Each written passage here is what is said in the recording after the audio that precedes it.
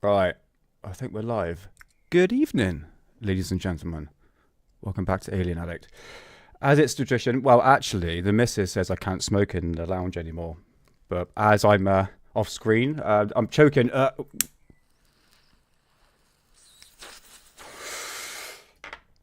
So, there's a lot of things to talk about today. But there's one thing I do want to talk about. You know me. You know where I'm going. Yes. At some point. At some point. Anyway, let's go on with the intro. Let's do it.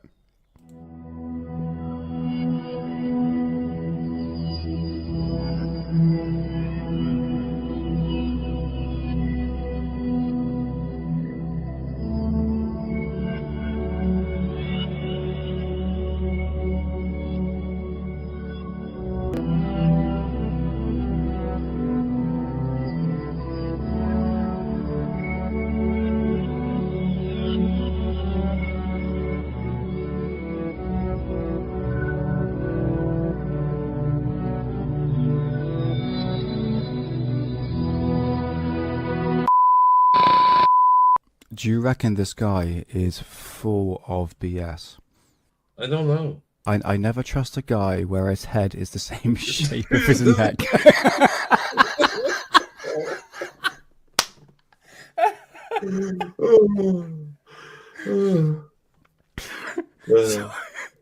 Stop looking at the messenger and look at the message. Oh God. Oh mate, it's like it's got a George Lucas neck. Just do Has this, somebody okay. been inside it? Well, what was Yes. he trying to say? What?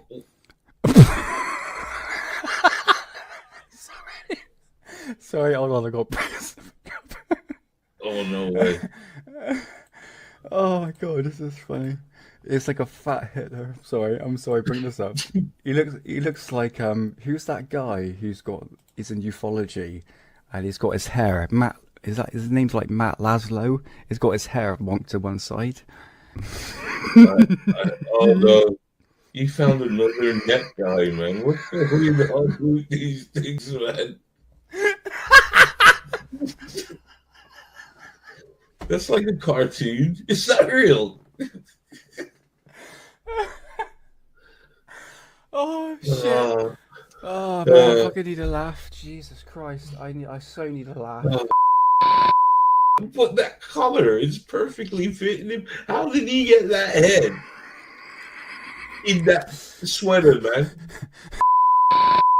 Copters that fly around and report in right after you see a black copter when you're on the base here to Space-Time Labs and show you the zero-time reference generator as designed by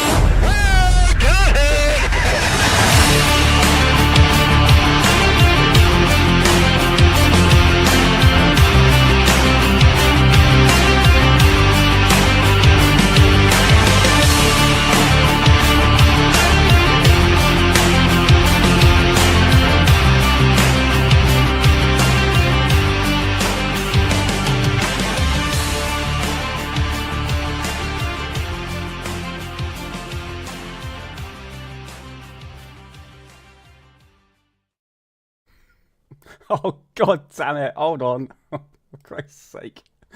Oh, that clip caught me off guard. Oh god. Oh man, I was cracking up on that. Oh man, so welcome to the show. So obviously, you know me, I talk about the trails in the sky. So we've got a rule of thumb. We have 7 minutes not to mention the word.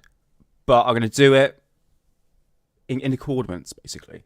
So one thing I'm going to notice, in the past, since September last year, all I've been hearing, and I have been seeing myself, is this. The whole of the sky of England has been covered in this like white blanket. it absolutely blocked out the sun, okay? Nothing to do with those trails necessarily, but what I've been hearing that this was done on purpose, okay? We've got some sort of technology to actually make it look like this, okay? This is my own recording. So it was like that, I'm not joking, for like 6 months straight. Completely covered the sky, day and night. We didn't see the sun for months. I am not joking, okay? And then suddenly, we've hit April, and then we're having clear blue sky, really nice weather. And then suddenly, we start to see trails in the sky. And then I keep on hearing people going, oh, they're trying to block out the sun again. It's like, well, hold on a minute. What was all about that 6 months ago? Well, that whole 6 months of literally, apparently, manipulating the weather to make it look like that, okay? And now we've got clear blue sky, and now they started spraying again. But one thing I've noticed, okay, that just didn't make any sense, okay? So the whole idea is to dim the sun. But what I've noticed this week specifically, we're getting all these small trails, and people start to go in, oh, they're blocking out the sun again, they're trying to dim the sun. It's like, yeah, but what was that 6 months about? Blocking out the sun with that white blanket. Do you know what I mean? It's like, if they got the technology to do that, why not do that every single day? Okay, it's pretty nonsense that they'll do that every single day. I'm sure they got a heart, you know what I mean? But one thing I've noticed, for instance, today, or the other day, see this trail here? Okay, it just disappears. Within a span of 50 minutes. Yeah, I'm rambling about trails. You know me, you should know me by now. So you can see, these trails, what we've been having in the past couple of days, haven't really doing anything. But the week before, now look at this. See the small little trails and not really enough to blanket the sun.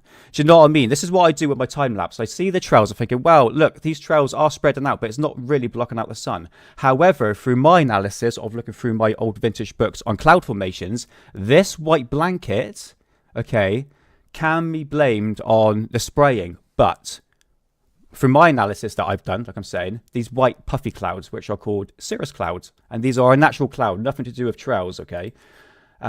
Here's just a typical example, because I think people are getting confused of what they're really seeing in the sky, okay, in terms of like cloud formations. Typical example, someone would post this online and going, oh, this has all been sprayed on purpose. This, clearly, I can see, is a lot of cirrus with a trail in there, okay? So that's whispers, that's sort of, what I would describe it is, they describe it as whispers, really. So it goes back to one of my books I have here, right here, from 1986. And if you think I'm joking, you have the publication right there, second edition, which is probably this one from 1988. What you notice, see here, cirrus. It's a naturally formed cloud, but it looks like chems, doesn't it? It looks just like chems. Yeah, I'm rambling about chemtrails. I said the bloody word. I should have 7 minutes, but it's too late now. Oh, no, we're 8 minutes. Yes, fine. Bang on track. So, yeah, as you can see here, guys, I'm not debunking chemtrails. I'm not debunking that. I'm just saying, look, this kind of looks like, chemtrails, but it's actually a naturally formed cloud. And then you've got the halo around the sun. Now, I noticed, we'll get to that in a minute. If you want to ignore it, it's up to you. Cirrus, see, it looks like spread out chemtrails, but it's actually a naturally formed cloud because it's a high altitude. Now, Jay Anderson posted this on Facebook. Feels like we should be, oh my God, this is going to be a reading episode. I'm already screwing it up. Feels like there should be a way more talk about the fact that sun dimming geoengineering experiments spraying aerosols particles high into the stratosphere have been given the green light by the government. Really feels like we should be discussing this more. Well, it's been doing it for a long time, Jay. No offense, but it's been doing it for a long period of time. The conversation's been done. You know what I mean? So, but he posted this, the halo around the sun, which is obviously blamed on the spraying of the skies. But for me, if you just do a little bit of research, you can see the halo has been going on for a long, long period of time. It's to do with this high altitude cirrus clouds, which can spread out to make this like white blanket, which can cause this halo. Depends on what given day. Oh my God, that's a gay photo of me. I do apologize. But yeah, this halo effect, ladies and gentlemen, can be natural. So don't be fooled. What you see, especially concerned citizen on Twitter, saying anytime they see a rippling effect in the sky, I'm talking about the cloud effects, Specifically, I'm talking about this, like that. That's not to do with HAARP clouds. You know what I mean? And by the way, these trails have been going on for a long period of time. And here's a bit of proof. My bloody chemtrails. See? Alien Addict was supposed to be all about aliens to paranormal.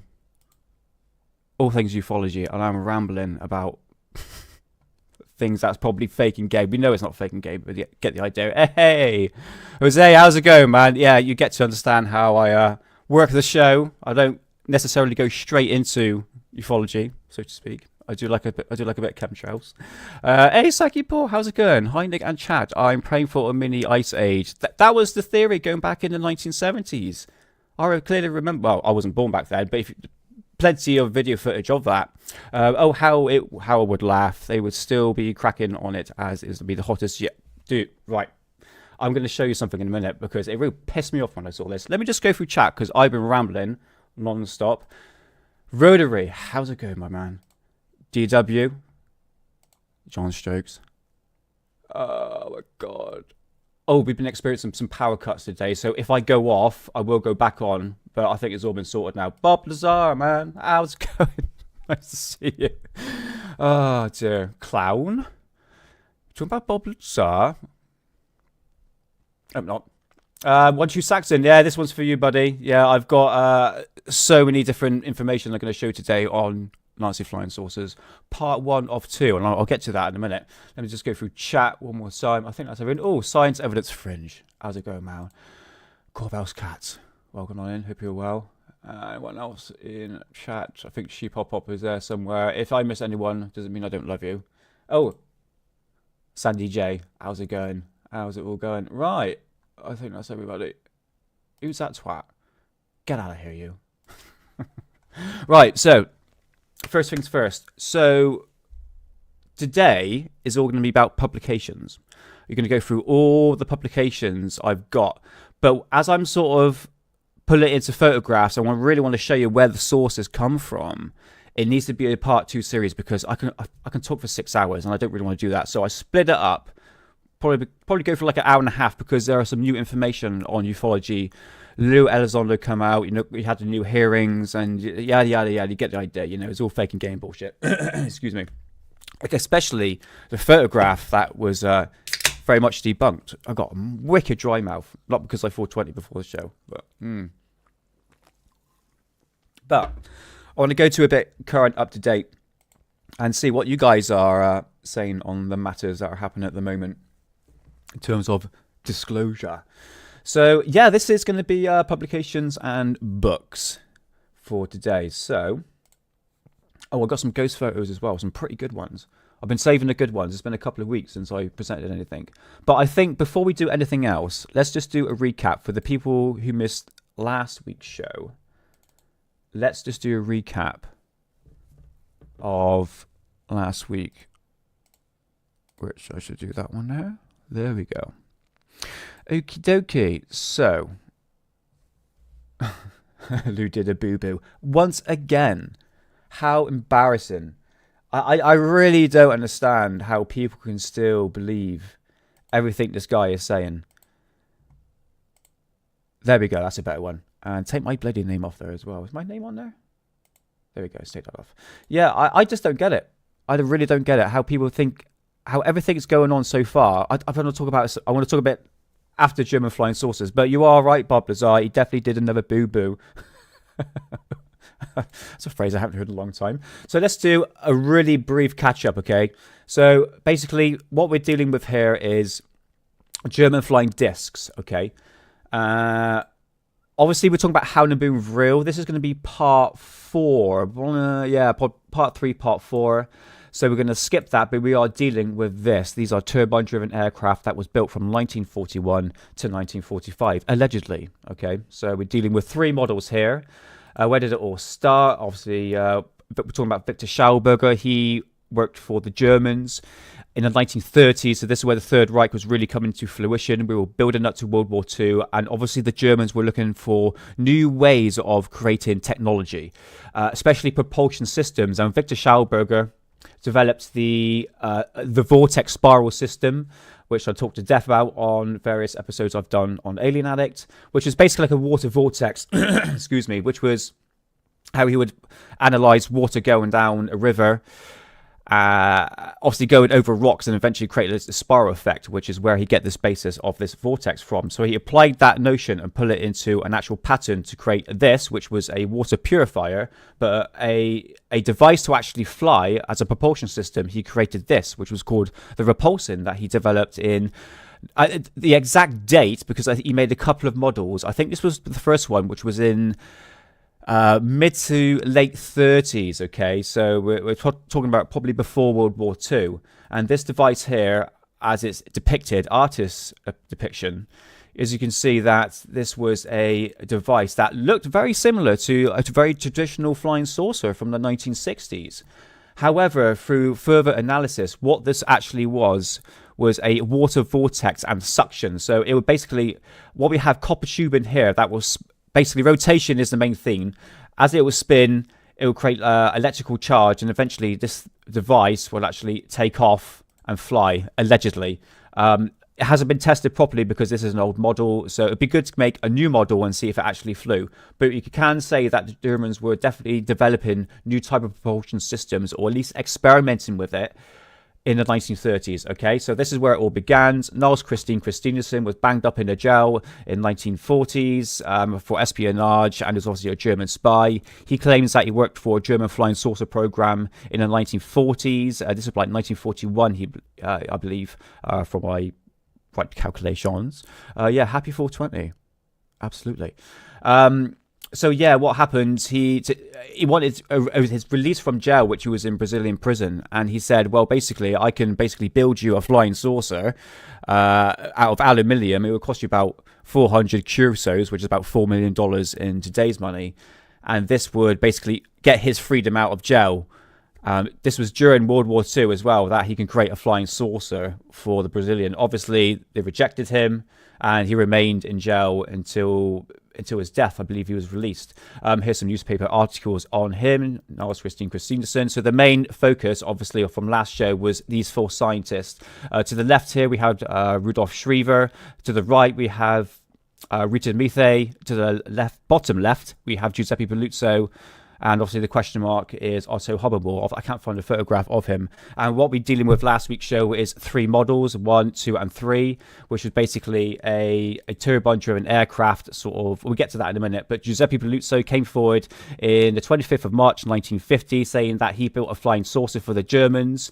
He designed the flying saucer, I do apologise, which was all to do with rotation here. And various stories came out in that Italian newspaper called Gialia d'Italia in the 25th of March, 1950, and essentialized a lot of the stories that came forward about allegedly what the Germans were developing. Here's some examples of the newspaper article back in that time period. As we moved on 5 days afterwards to this guy, the German engineer named Rudolf Schriever came forward in a German magazine called Der Spiegel, which he claimed that he worked for the German flying saucer program. Here is the original magazine. And this is what basically the design of the craft is. So obviously it's a central cockpit with a plexiglass going over, and we have a fixed wing rotated blade going around the axis of the craft. Propulsion systems on the side here to make the craft go forward, and obviously the rockets underneath mounted to the propeller blades that will rotate around the craft, and this will give enough spin for it to actually lift. The first model didn't really work that well because the vibration was too much, like I said, a bit like Bonnie Blue, woo! And eventually stories more essentialized through the Der Spiegel newspaper, the magazines that came forward afterwards. So it's building up these stories to what the Germans were actually developing, but this is the whole principle of last week's show. It's just like it's not an actual photograph of it, but you get the idea. The whole principle of these flying craft was the Coanda effect. Here's a print. This is an actual flying craft of it, which is basically drawing current down on the craft, and it will basically go underneath it.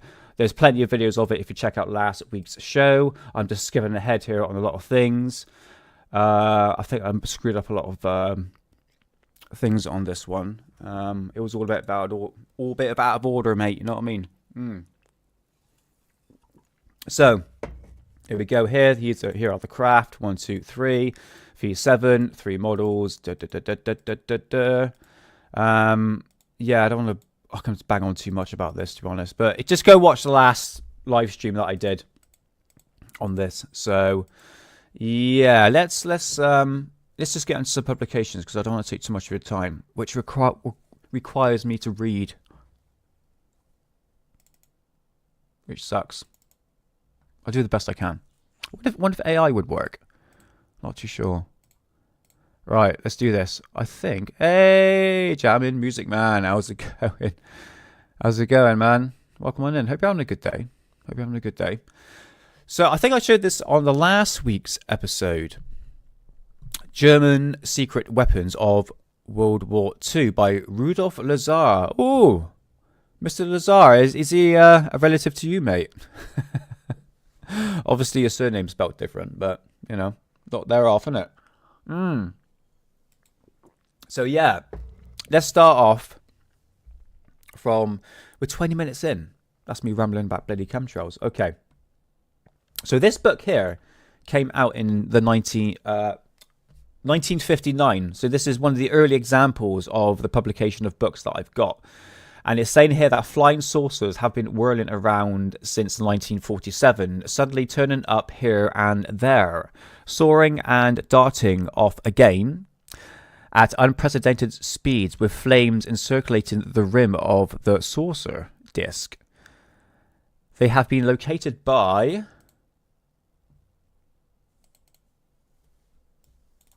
So I'll bring it up here. Radar pursuit by fighters, and yet nobody as far success in establishing their existence, such as a flying saucer. I'm just going to skip ahead here because from this publication, from this book from 1959, remember the stories of Giuseppe Belluzzo and Rudolf Schriever and their disc came in that newspaper in 1950. So this is obviously 9 years after this. So a lot of stories have been accumulating. So from this example here, from my cursor, let me just turn this around because I've got to face the other way.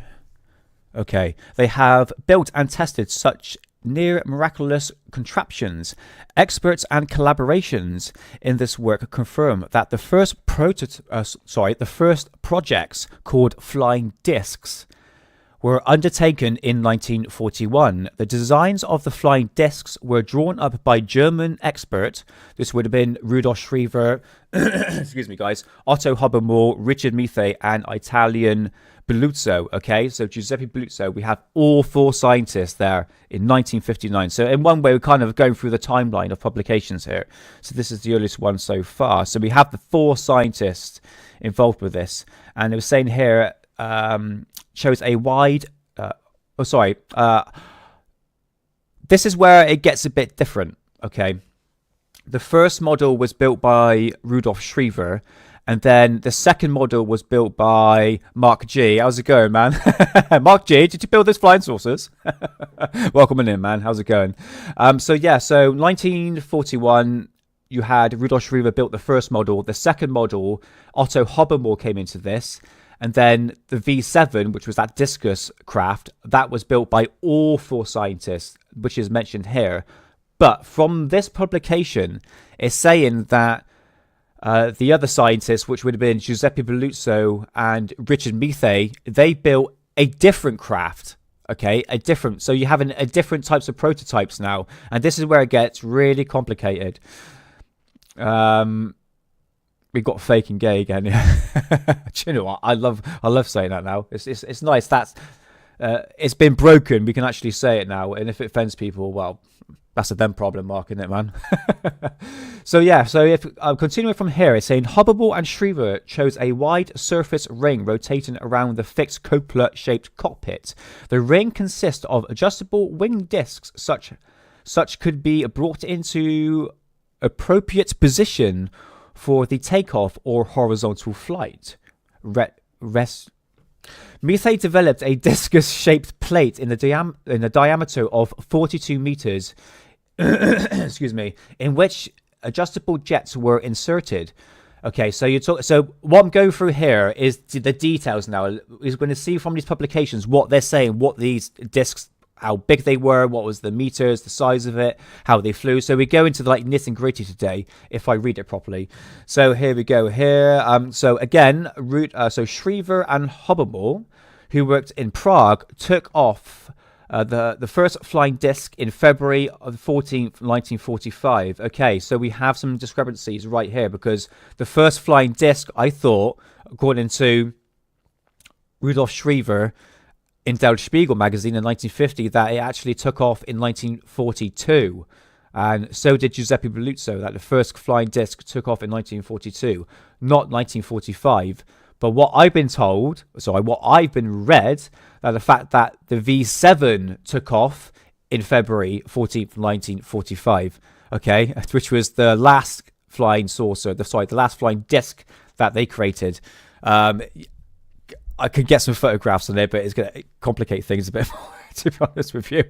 So let's just continue. So within 3 minutes, they climbed to the altitude of 1,400 meters in a reach speed of 2,000 kilometers per hour in horizontal flight. Well, there's no photo. Well, there is an alleged photograph of it, which I've showed in the last episode. I can bring it up in a minute if I remember.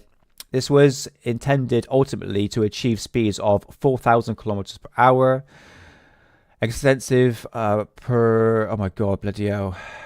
See what I mean? I should have just used AI. I should have programmed AI for this. Because of the great speeds and the extraordinary heat stress, special heat-resistant materials had to be found. The development, which cost millions, was also completed at the end of the war. The existing models were destroyed, but the plant in Brussels, Breslau, where Methane worked, fell into the hands of the Russians, who took all the materials, and the experts to Siberia, who worked on the flying saucers, is being successfully continued. Okay, so we have some remnants of the Russians going into where Breslau, which was another facility, according to this book, where Richard Methane was working at, and the Russians took over the plans. But again, really don't have any evidence of that. But obviously, the Russians will keep that secret, because you think at the time of the Second World War, at the end of the Second World War, you had the Americans, as well as the British, the Italians, and obviously the Americans as well, want to take those scientists. I think it's more or less like the Russians and the Soviet Union and the Americans sort of fighting to get a lot of these scientists to work for their programs. So it would make sense if the Russians went in and took all the materials, they weren't going to say a word. Okay. So, but this is all just like trust me bros at the moment. But I'm just showing you sources of where these stories come from. So Rudolf Schriever escaped from Prague in time. Hubble, however, was probably in the Soviet Union.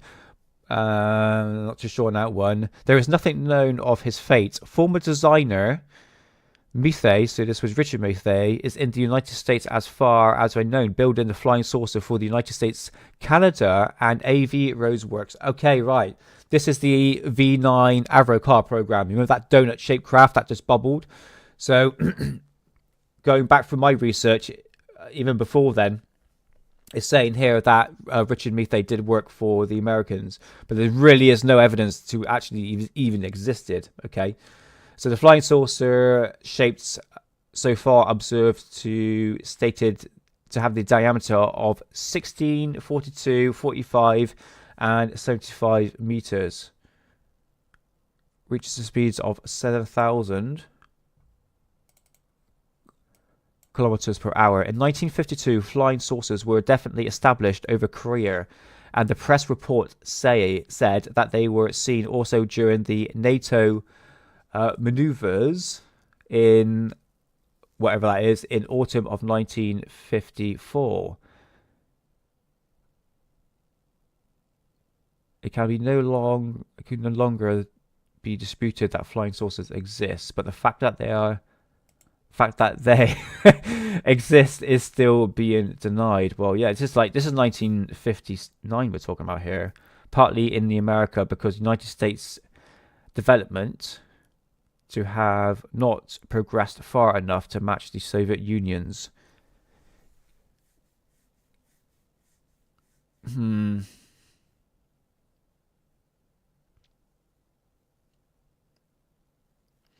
Yeah, okay. I can read the rest of that for yourself.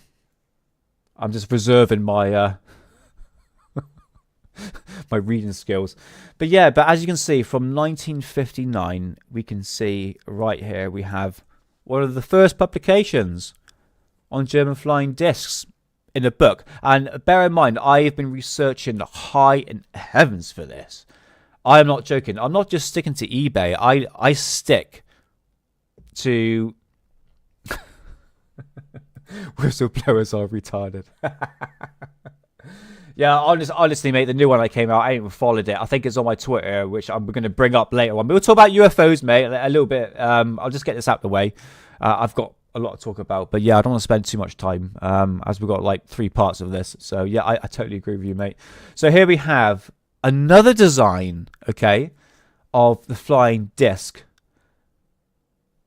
So we have, this is like the 4th design so far. All right.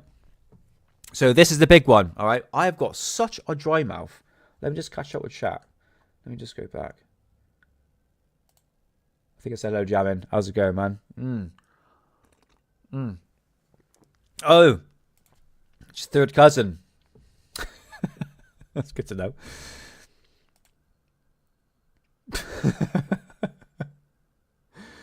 Oh, man. Let me just go through chat.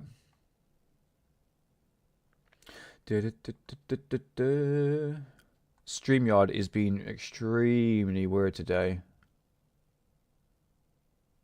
I hope I don't have to reset. Does that work? Yes, it does. Okay, fantastic. Oh, you're driving. Listen, yeah. Well, be careful, man. Okay, not like I've done that before. You know, messaging and texting whilst driving. Unless you do like text to speech or something like that. But yeah, just be careful, man. But man, you got me blasting through the car, man. That's sweet. That's awesome. But much appreciated, man. And yeah, if you get a chance, come and watch in full view, because I've got material that you can probably read better than I can in a lot less time. So, oh my god, I'm so sorry, guys. Yeah, safe journeys, man. Safe journeys. Right, so this one is a biggie. Let me just put it a bit bigger. Okay. No. There we go. Okay. This book was an extremely controversial book from a very controversial person. I think I said that right.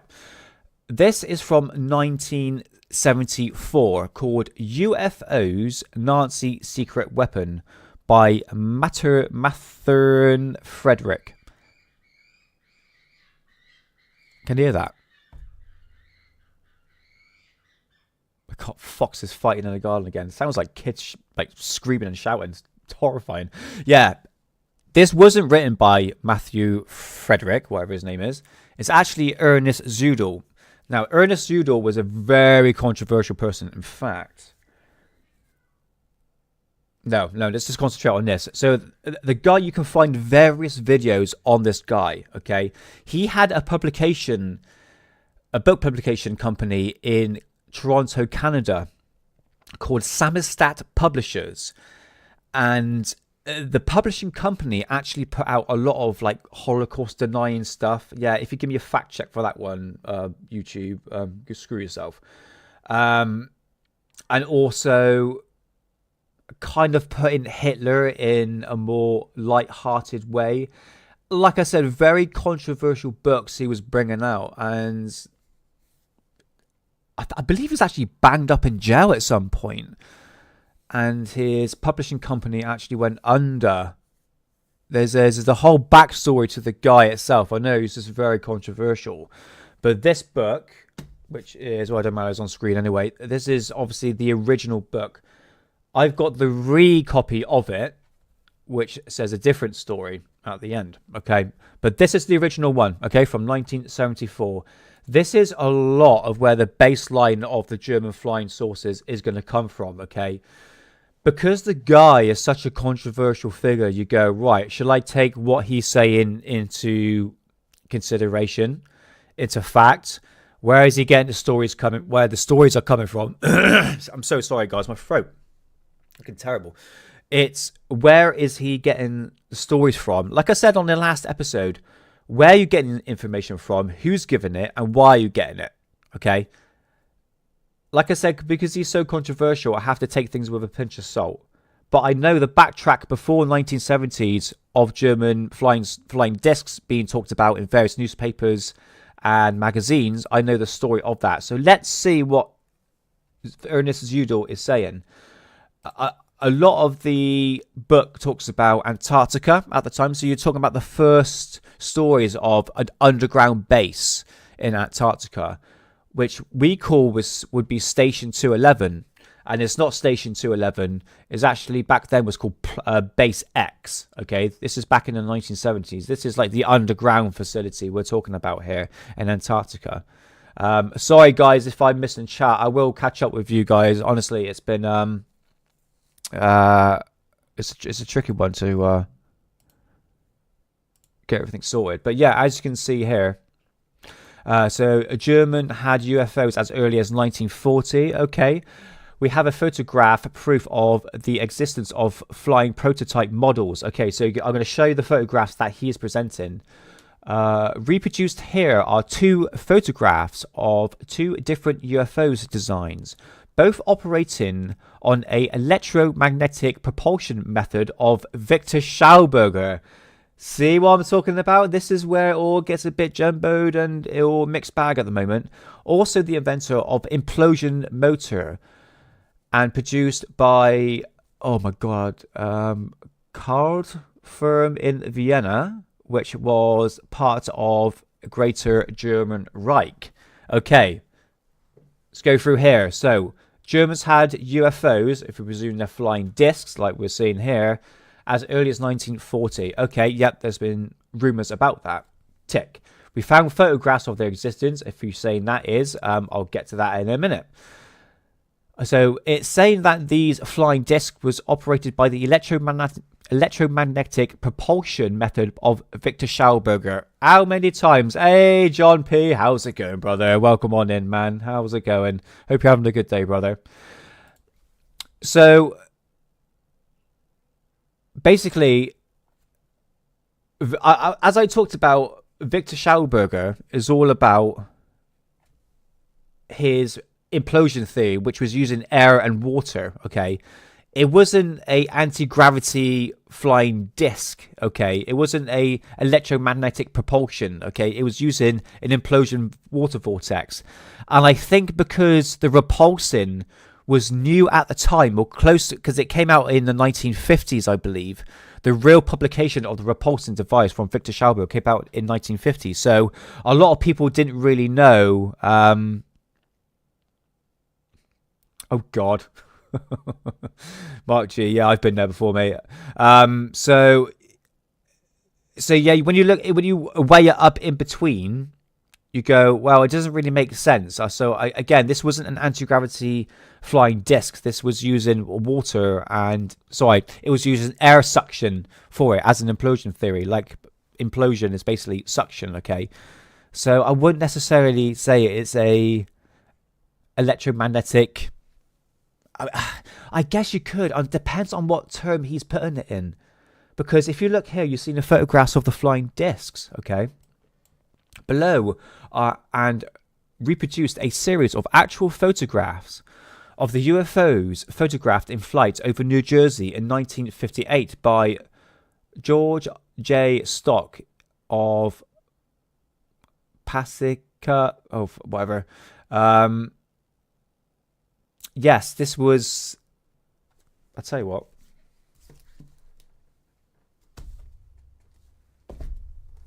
I reckon, because I'm such a bloody nerd, I can find that photograph. Ha! Suck my balls. Oh my god, I'm so sorry for saying that. It's been a while. I'm reading this all with you. It's been a number of years since I actually read this. Hold on. What am I doing, Nick? Come on. Hold on. Wrong one. Wrong one. Wrong one. Wrong one. For fuck's sake. Oh, fuck it, that'll do. Right. Okay. See where my cursor is? Right there. Look. is the same. This is the book. This is called, I recognize the name on here, UFO Photographs Volume 1. And I reckon it's probably from the same people. Oh, yeah. Oh, yeah, you can't deny. Right. Hold on. Which one is it? It's that one there. Is the one at the bottom of the cursor. Yeah, that's it. I know where these photographs are coming from. I'm not fooled. I'm not fooled. So here we're saying, sorry guys. So basically, yeah, the same image. They're pretty much the same image. I recognize the book. Yeah, August C. Roberts. August C. Roberts. Yeah, I thought I'd recognize the photographs. They come from somewhere. So yeah, as you can see, Victor Schauberger's model of the Repulsion, which was not an anti-gravity, tachyon dry flying saucer, as being matched to the flying saucers of the 1960s and 70s, which were the typical brim of the hat, Houndaboo sort of style, George Zamsky sort of style photographs, okay? So we're just going through here right now, go through the pages. UFOs have been in America and German night fighters and bomber pilots over Germany in 1943 and 1945. Okay, probably talking about Foo Fighters here, I don't know. The Americans called them Kraut meteorites and were scared of them. Even the top brass known about the existence and is indicated that the book entitled whatever that is, all in German, by Major Keyhole, the famous UFO investigator, Chapter 3. Major Keyhole says that the US infiltrated 600 scientists in Burma in tank crew uniforms in 1945 to check over some of the UFO bases. So again, we need to be very careful of what we're really consuming here in terms of information. Due to the controversy of the guy, I am not going there. Okay? There's rabbit holes one can go down, and I just say, just you do you, man. But yeah, if you type in Ernest Udall, you're going to find some very controversial stuff. So this is it. That's in the back of my mind, but if you think that's real or not, I am not saying it. I said the word already. But yeah, go figure. So right, here we have here. Remember the V7? I'm so sorry, guys. My mouth, I got such a dry mouth. Terrible. So the V7 was that discus shape. So it was a discus shaped craft that had the 12 BMW jets that were going around this discus shaped craft, and this was allegedly to take off in February of 1945. This is apparently a real photograph of it. So German flying saucer called Kraut. Oh right, okay. So we're not talking about Foo Fighters there. Or night flight in 1943, 1944. Well, again, we have some speculation there, because if we're dealing with the V7, that was supposed to, the first and last takeoff of that flight was in February of 1945. So I'm just trying to get a timeline here. Oh, here we have. Right. Okay. Have you ever seen Foo Fighters, which will be part, I don't know, probably like part 6 or 7 or something like that. It's going to be like so many parts to go through, guys. Foo Fighters is something that's really interesting. I've talked about them being potentially some sort of transmission frequency probes to actually use to down military aircraft or allied aircraft, if one would say. This is quite a detailed photograph if you look at it. Okay. And what I'm saying here, I'm going to burp, sorry. Oh my God. Oh, I am like choking up on it, man. Jesus Christ. What a state. Yeah, expect that. And Knoll West, isn't it? So, yeah, Knoll West is a bit like the shithole area where I live. So, yeah, basically, if you have a look here, the typical Foo Fighter was... The official explanation for it was... what was the official explanation for it? Do you know what? I need to refresh my memory. Chat, Foo Fighters. What did they say there? What was the official explanation? Well, actually, no one really knows. Look, they were these balls of light that would track these allied aircraft. And there were rumours during their appearance from 1941, as early as that there seems to be some sort of German technology that has been brought up in the book called Intercept UFO'S, which when we get into Vladimir Tynczynski's work, One True Saxon, which will be part something, I don't know. Yes, I'll be dedicating a whole episode to him. We'll be looking into the book that he talked about, where I got the inspiration from, called Intercept UFO'S, or Intercept But Don't Shoot, by Renato Vesco, which saying that Foo Fighters were actually a device created by the Third Reich to actually down military aircraft. Now, in one way, what we were doing was every time, like where I lived, we had the Blitz in England. Now, the Blitz were not a one-time event; it was a duration throughout the war. Now, we would shoot down, ground to air, basically, or fight dogs in the sky, basically. But the principle is that she's shooting the aircraft from ground level to up. It was a bit difficult, especially at night. So the idea is that,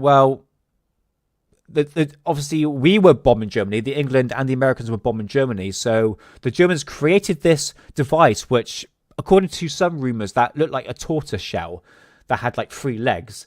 And these devices would take off, and it had a special fuel mixture. It was almost like a jet, okay, that was in the shape of a discus.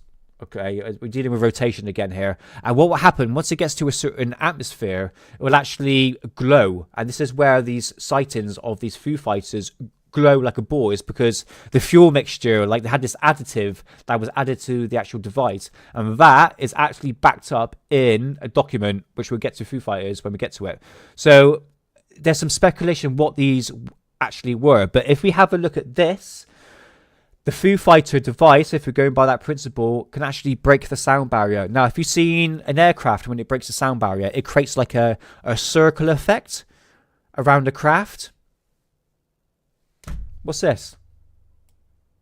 As it's on screen. That looks like something breaking the sound barrier. Or it could be the halo created by the craft itself. Or, from other reports, and we're going by Graham Randall's book, UFO'S. Oh my god, I got it here. Hold on. It's got to be talked about. This book here, Graham Randall's book, UFO'S Before Roswell, European Foo Fighters from 1940 to 1945, by Graham Randall. Guys, honestly, you want to know about Foo Fighters, this is the book. The guy right here, Graham Randall, he's actually went into the archives and found out a lot of information on Foo Fighters, the reports of Foo Fighters. And I do believe some of these Foo Fighters look like silver discs. Possibly, I mean, one could say these silver balls we see floating around recently, whether or not you think it's AI or not, could be a new or an old technology, from the Germans. So that when we get to Foo Fighters, we'll talk about that, okay? So again, here we have some more excerpts from various books. That book there is that there.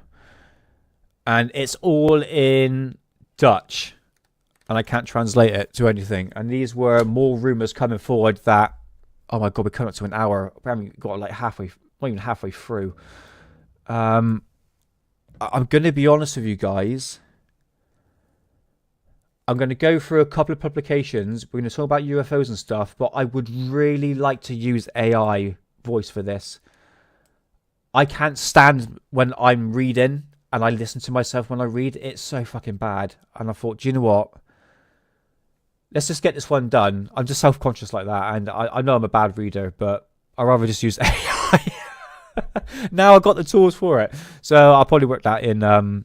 Scan it into Grok. Yeah, there is another one called Love. It sounds like a porn website. Love Voice.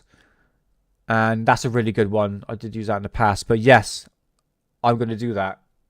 I will do that for the next episode. But anyway, let's get this out of the way. So, however, there was also sources available from the UFO verification. See what I mean? Need AI for this. There's a lot of best-selling books already in the fifth. Okay, I'll tell you.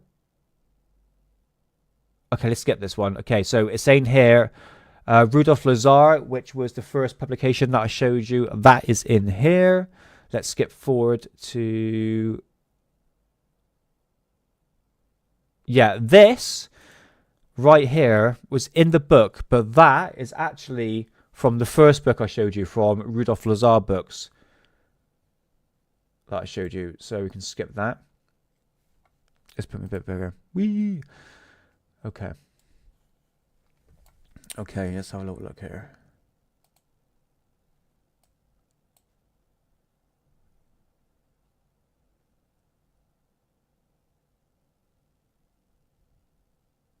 Don't think this should be in there.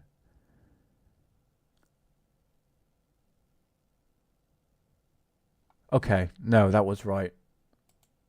Yeah, I put this in the last minute and I didn't put it in right order.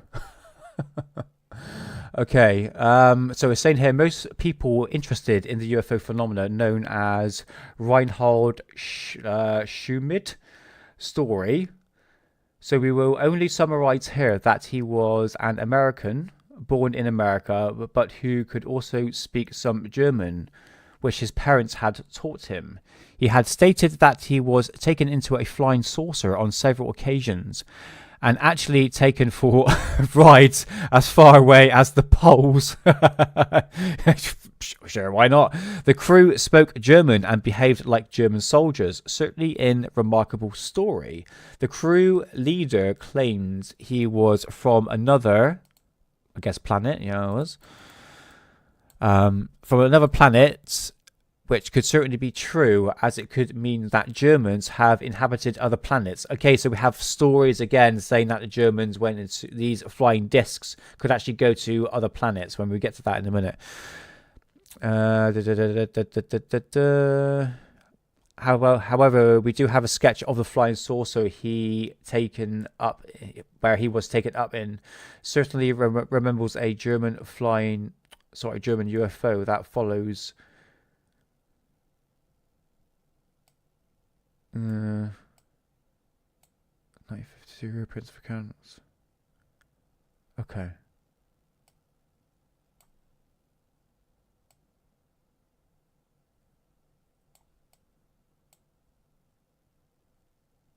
Those days. Yeah, I don't think I'll put that in the right order. Okay. Right.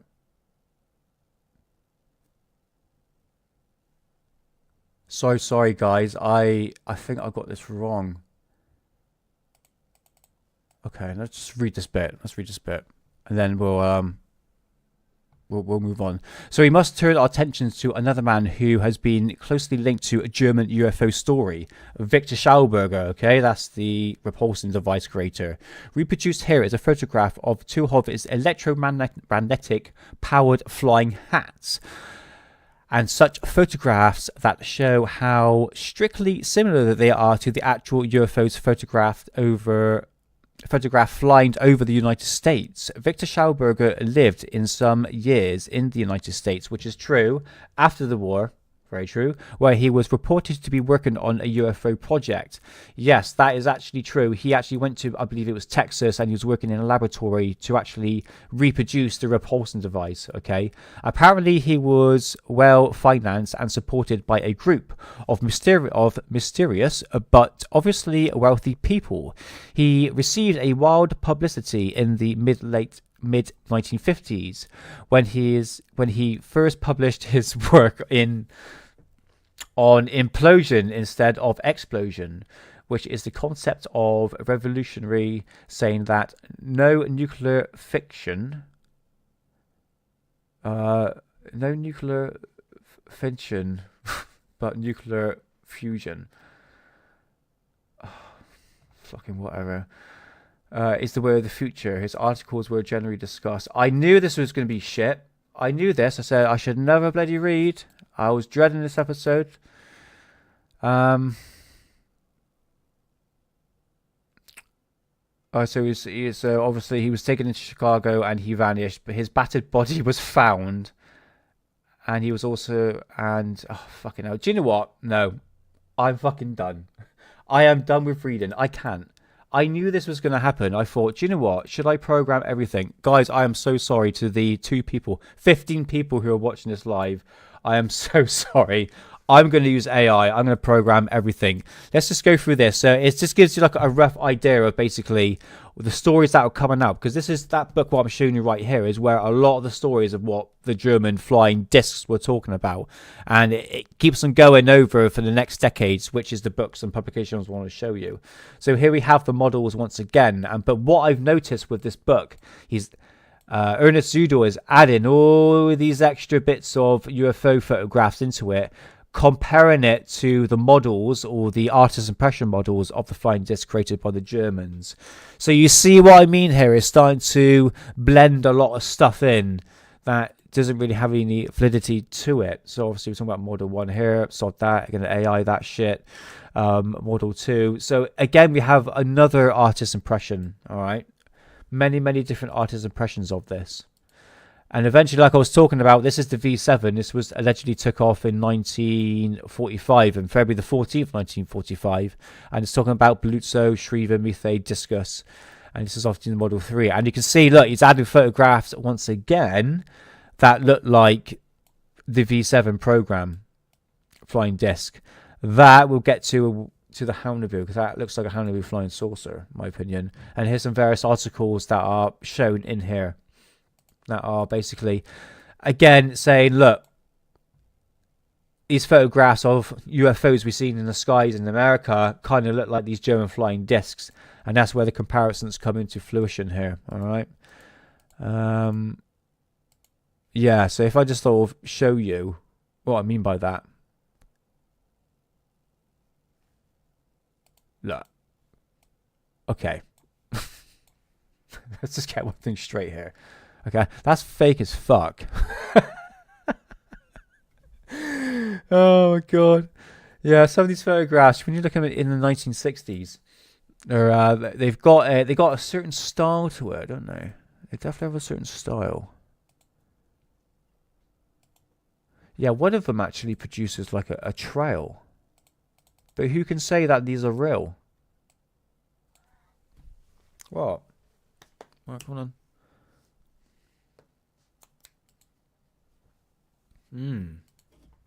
Okay. That kind of reminds me of the Phoenix Lights in 1997.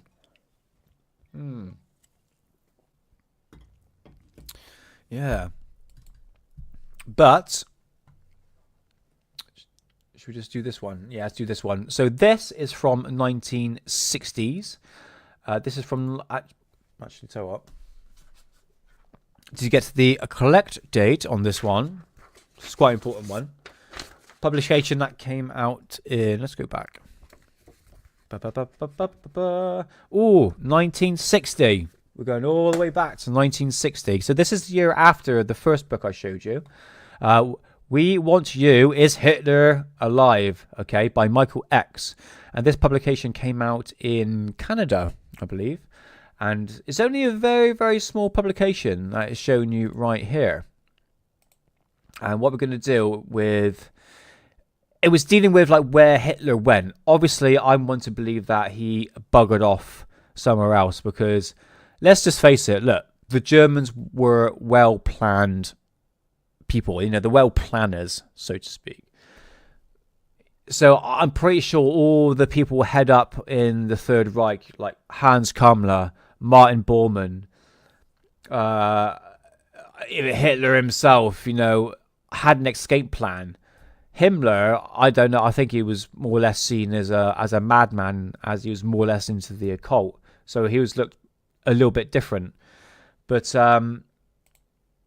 Argentina just dropped information that Hitler lived there until his death, until the 1960s. I tell you, Mark G, that I would love to get the information on that.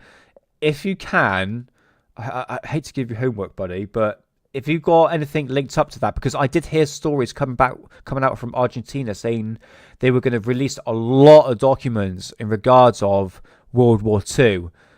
If you got even like a news report of that, if they dropped information, and this is it, not like obviously speculation, but information on that, Oh, mate, I'll be on that. I'll do episodes on that, mate, when they're trying to fucking track down Hitler. But it's so flippin' obvious. I mean, the story behind it obviously was created by the British, amongst other things as well that I can't talk about. So the fact that they never found his body, I know the Russians, they created they had this like fake body that dressed up like Hitler. Did you see it, guys? I don't know if you've ever seen it online.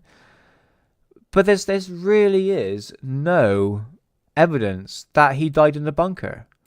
Even to the fact that he was even in the bunker. I mean, the skull turned out to be a woman. It wasn't Eva Braun at all, which was Hitler's mischief or girlfriend, whatever. So I'll be really interested to see what comes out of Argentina's archives, mate. If Hitler lived, where is the book he wrote? Well, Mein Kampf. Yeah, try and find that on eBay. It would go for a lot of money.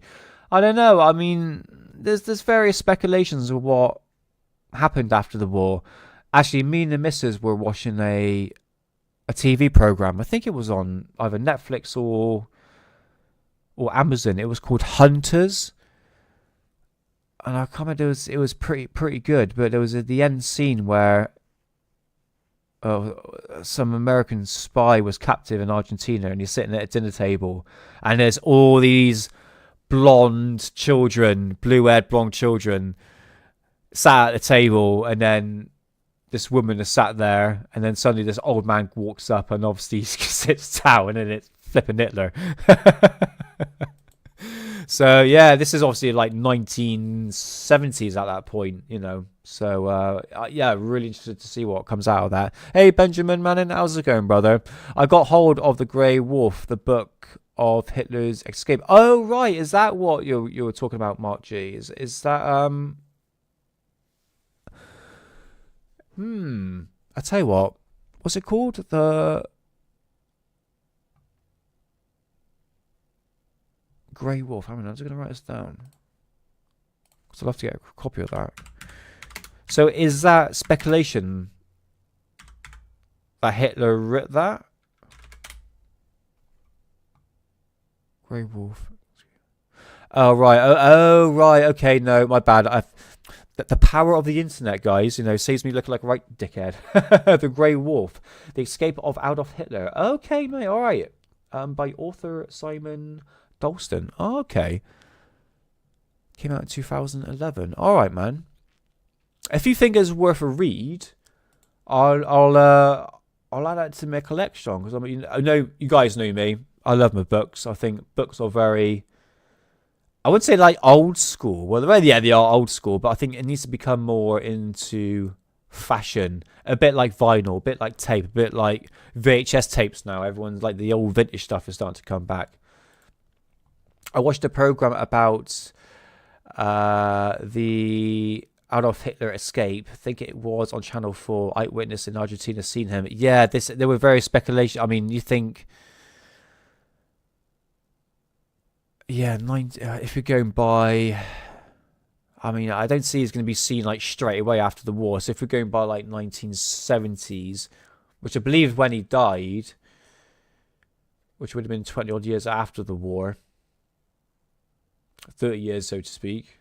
Yeah, it would have looked probably a lot different back then. But yeah, in fact, there's a lot of documents you can find on the CIA website, especially from the intelligence agency, stating that they said, look, you probably want to go check out Argentina, because obviously that's where a lot of escapees, especially people very, very high up in the Third Reich, actually went to. In fact, there's a documentary, I think it's someone by Eddie Bruno or something like that, and he went into Argentina, like right up into the hills where the Nazis, really, really high up Nazis, went into escape. Hold on, still like that. And this was obviously 60 years later when they went in to do this documentary, and you had all the grandchildren there as they went into this village in Argentina, and they all spoke German. And they were showing pictures of like the grandfather in the SS uniform saying how proud they were of their grandfather. It's like, fuck, it's like, God, man, you're descendants of escaped Nazis, for Christ's sake. Do you know what I mean? It's fucking crazy. So yeah, Argentina is definitely a hotspot. But yeah, I'll check it out, Saggy Paul. I love like anything World War Two. Do you know what I love to play? I love PS1 games, and it's Medal of Honor. Did you ever heard of Medal of Honor on the PS1? Nostalgic blast from the past. Yeah. So what are we going to? An hour and a half. Okay, guys. Right. So let's just get back to this. I do like to ramble, waffle, bloody waffle. Oh, The Grey Wolf is okay. They did a documentary too, unrelated, but got a Richard D. Hall email that another guest has disappeared that was on his show once. Strange. Benjamin, which one? For those who don't know, yeah, which case, Benjamin? Okay, so, do you know what? Fuck it, what should I do? What should I do? Okay, do you know what, guys?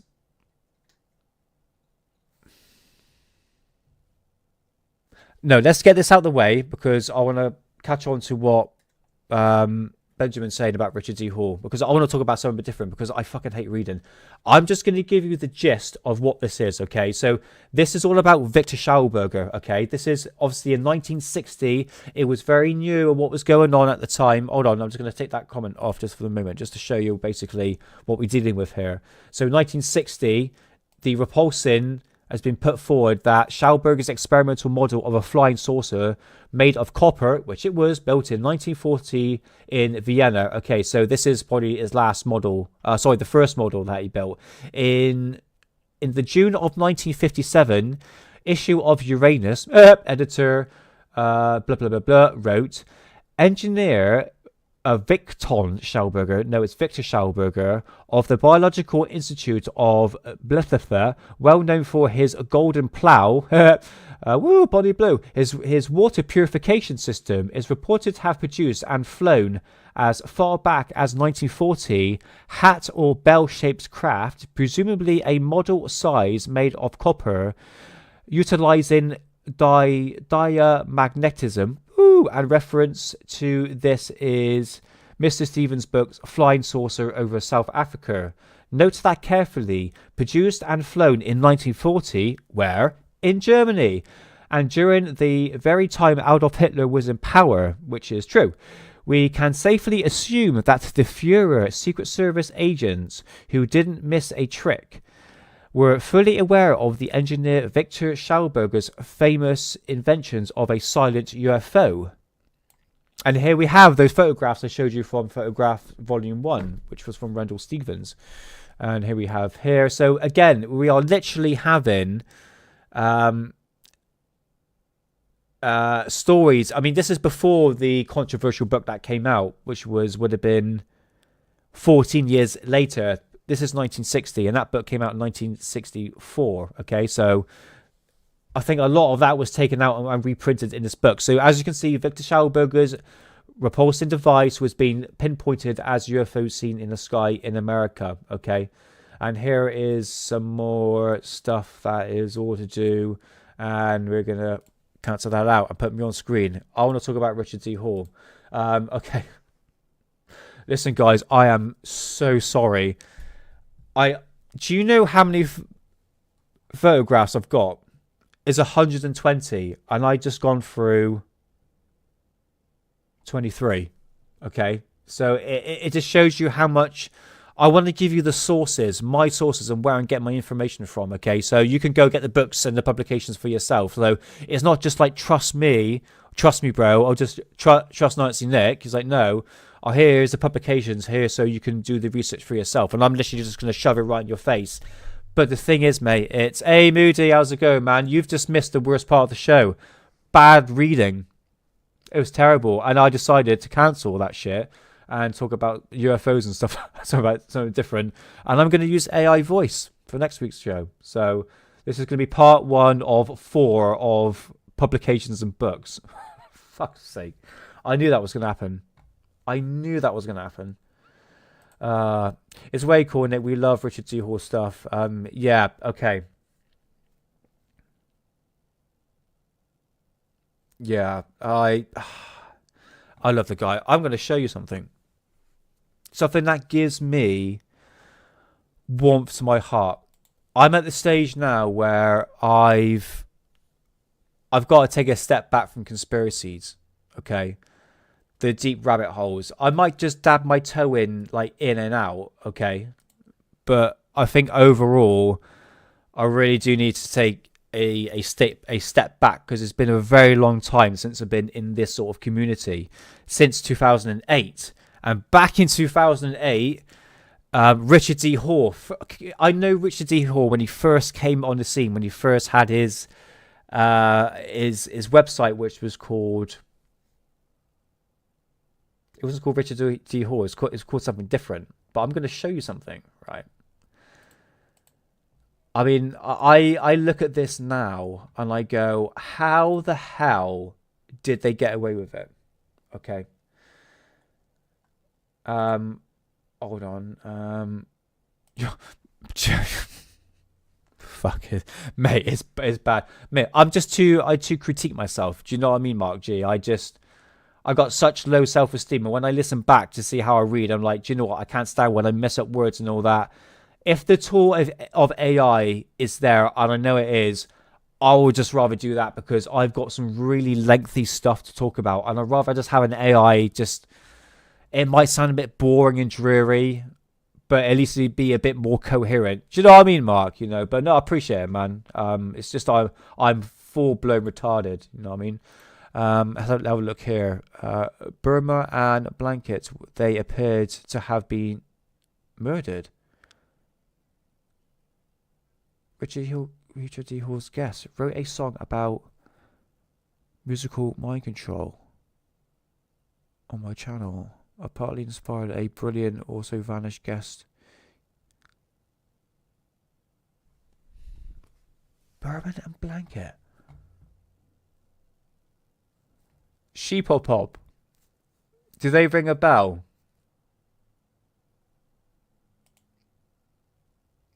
Yeah, hold on. I'm gonna... Because for me, that's important, okay? Sorry, guys, 2 seconds.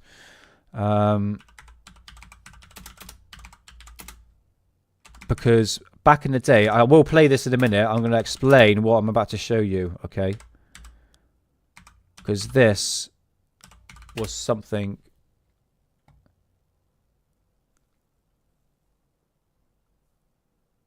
No way.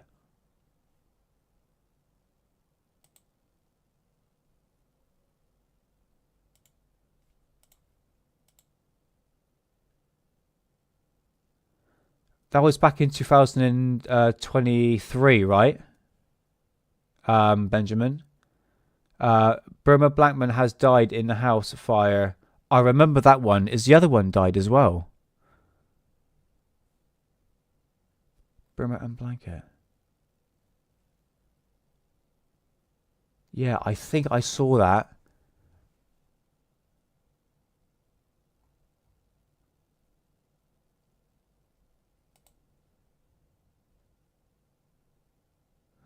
Yes, King. Yes, that's it. Yeah. So, are they both dead? Am I got that right? That's it. Yeah, I remember watching that, because I've watched every single Richard T. Hall stuff. Hey, S Hammers, how's it going, man? Welcome on in, brother. Welcome on in. Dig the dirt, you'll find it. Yes, I know you certainly do. She pop up anyway.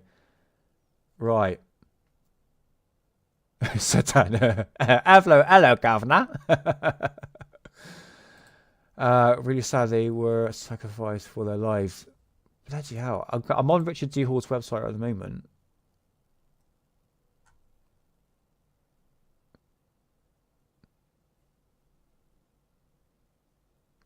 Oh, he's definitely changed his website. Okay, I'm going to check into that, man. I'm sorry for the silence, guys. That was a bit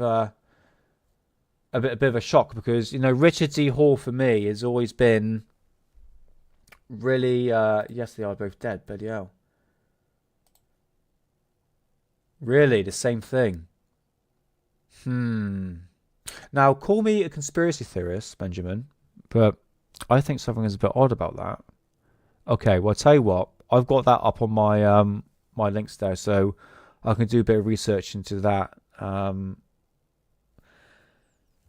So you had, not long ago, Alex Jones, someone who worked for Alex Jones was snobbed off. And I know Dr. Judy Wood, assistant, was snobbed off as well. There's been a number of people that, yeah. Okay, sorry guys. Yeah, yeah. Everything is a lie, of course. It's odd. Yeah, it is. As I say, don't believe in coincidences anymore. This is it. True that. It is. So, right. Back in 2008, and Sheepopop can actually vouch for this as well. In 2008, if you had a Sky subscription, so Sky is a bit, for people in America who don't know, it's if you pay a Sky subscription, you get a satellite dish put on your house, and you get loads of channels, okay? So you get thousands of channels. You get your bloody porn, your movies, etc., etc. And if you skip to Sky Channel 200, you come across something called Edge Media TV. This was a whole channel dedicated to all things conspiracy theory. And that is where Richard D. Hall literally first came on the scene. It's where I saw Ian R. Crane. And this is where I saw this, On the Edge with Theo Chalmers. And this is where, oh my God, I'm going to play this. Yeah! 2008, baby. So this show, On the Edge, is a talk show where you had Ian R. Crane, you had even those two guys as well, who died, Blanket of Burma, who were on there. And this is the one with Richard D. Hall. I mean, this is just... Good evening. Welcome to tonight's On the Edge with me, Theo Chalmers. Tonight's show is sadly just 1 hour long, but it is live. Oh God, this brings such a nostalgic feeling to my heart, because I used to sit and watch this, and this is where Richard D. Hall is, a much younger version, and this is 2008. And at that time, Richard was talking about UFOs. This is before he was a skeptic, and he was talking about like 9/11 and stuff like that. But the moon is in our gravity well, isn't it? Well, it's in its own gravity well, and you know the Earth is in the moon is in the Earth's gravity well, which is effectively rolling round the edge of the Earth's gravity well, which is why it's in orbit. So it's like a pocket of pure sex right there. But Richard D. Hall has I'll play a little bit of it. Snooker table or something. Yeah, exactly. Now, if you were able to produce a gravity well which was somewhere away from the Earth, another piece of gravity which would have the same effect, if you were to place an object in between the Earth and... Okay, so this is what's quite interesting with Richard D. Hall. Bear in mind, this is where he first started. He had long hair at the time, and he was really much into ufology. This is obviously all before Lou Elizondo and all that sort of malarkey came out, before he came like a pure skeptic. And he's the one that really put forward Dr. Judy Wood's work, which...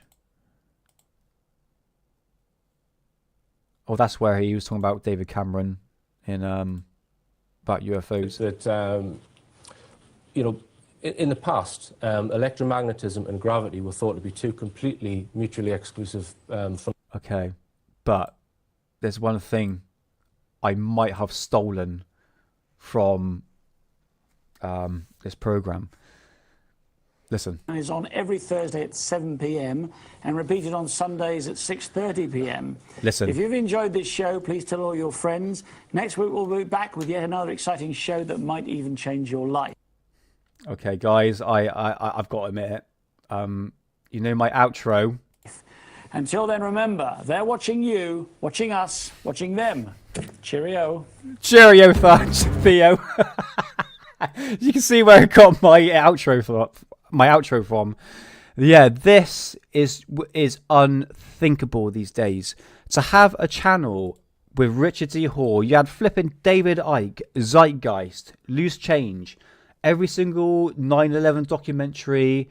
You had Alex Jones. You had all these talk shows talking about conspiracies on a public access show from 2008 to 2013. And sadly, it ran out of money and it ended in 2013. But Edge Media TV is where I got a lot of my inspiration from. Is where I found Richard D. Hall. Is where I found Ian R. Crane. All the documentaries, like literally everything. It was a platform to literally watch. You know, sat on your flipping sofa on Sky Channel 200, and then people at that time who were doing conspiracy theory research would know how amazing it was. This was the golden era of conspiracy research, because there was no restrictions. There was literally no restrictions whatsoever. Back in 2008, you allowed David Icke and Alex Jones Phil, chemtrail videos galore on YouTube. It was such an amazing platform. I mean, I remember waking up one day. It was like it was like a flipping Sunday. I was like, do you know what? I'm just gonna smoke weed all day.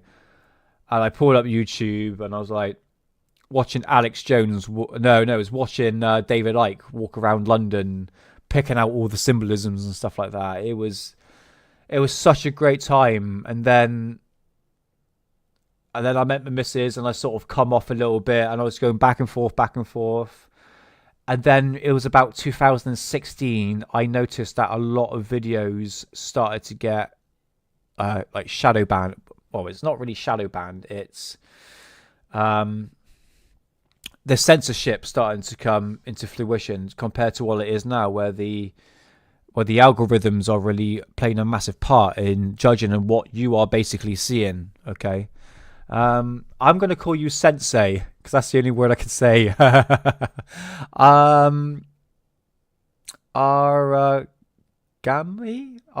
is that right? Origami Sensei. Anyway, Sensei, nice to see you, and welcome on in, brother. Welcome on in. That guy, I used to be sub to him. Great researcher. Who's that? Who's that guy? Was I talking about a guy? I can't bloody. Oh, it's probably Richard T. Hall. God's sake. Yeah. In terms of the website, I'm on his website right now. No, that's bloody check the evidence. Bloody dimwat.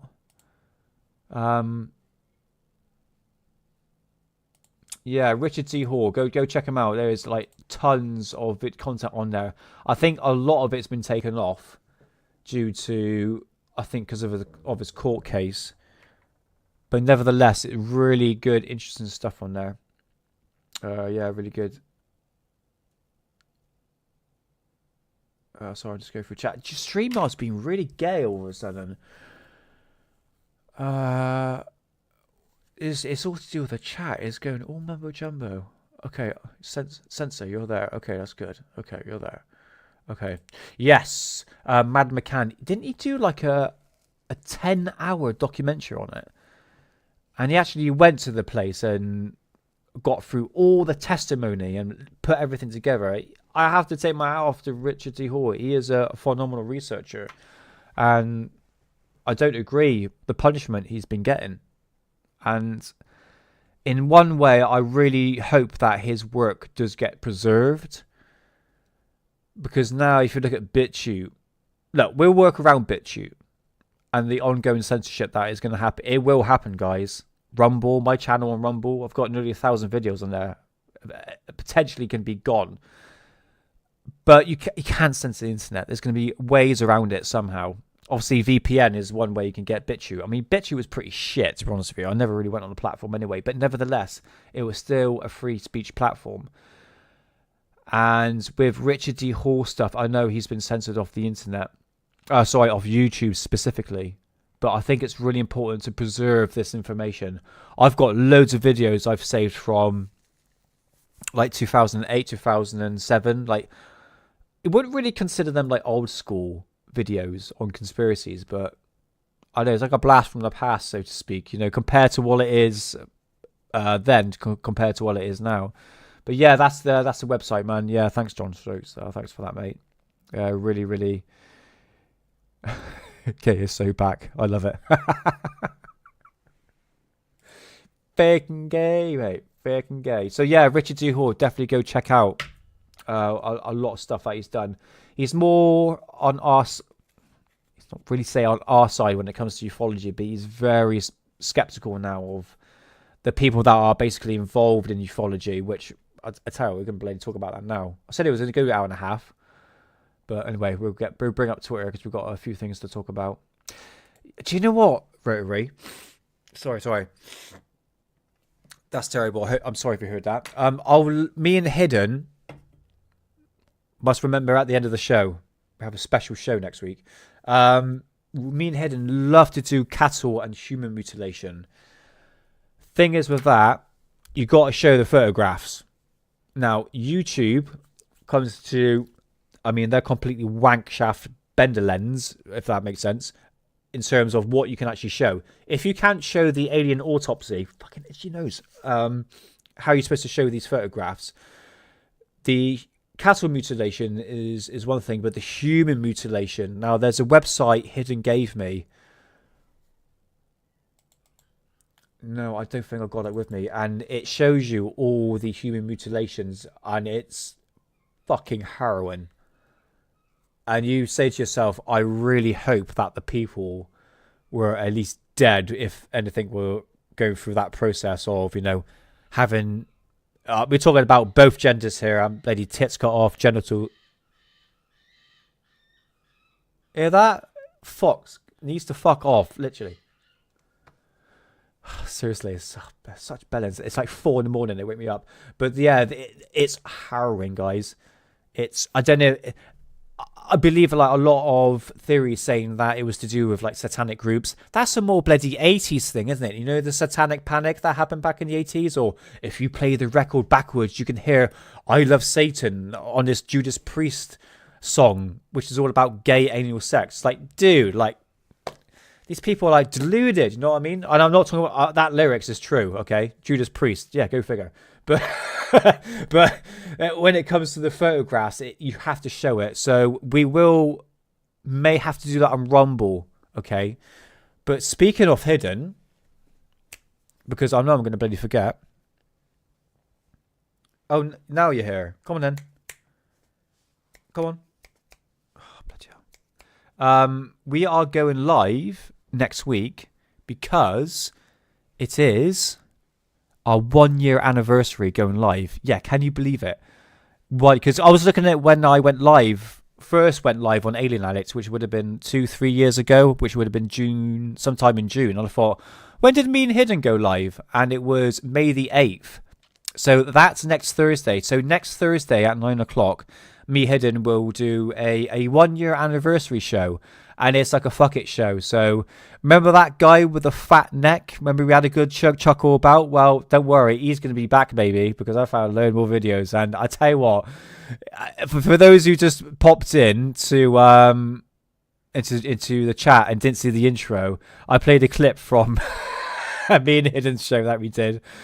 And it was so funny. And the people that were there in chat, man, you guys made that so funny. Honestly, you guys had some absolute corkers about that guy. Yeah, the guy's fat and ugly. We took the piss out of his like fat head and neck, but honestly, it was hilarious. It was hilarious. So yeah. Oh God, please don't mention that word.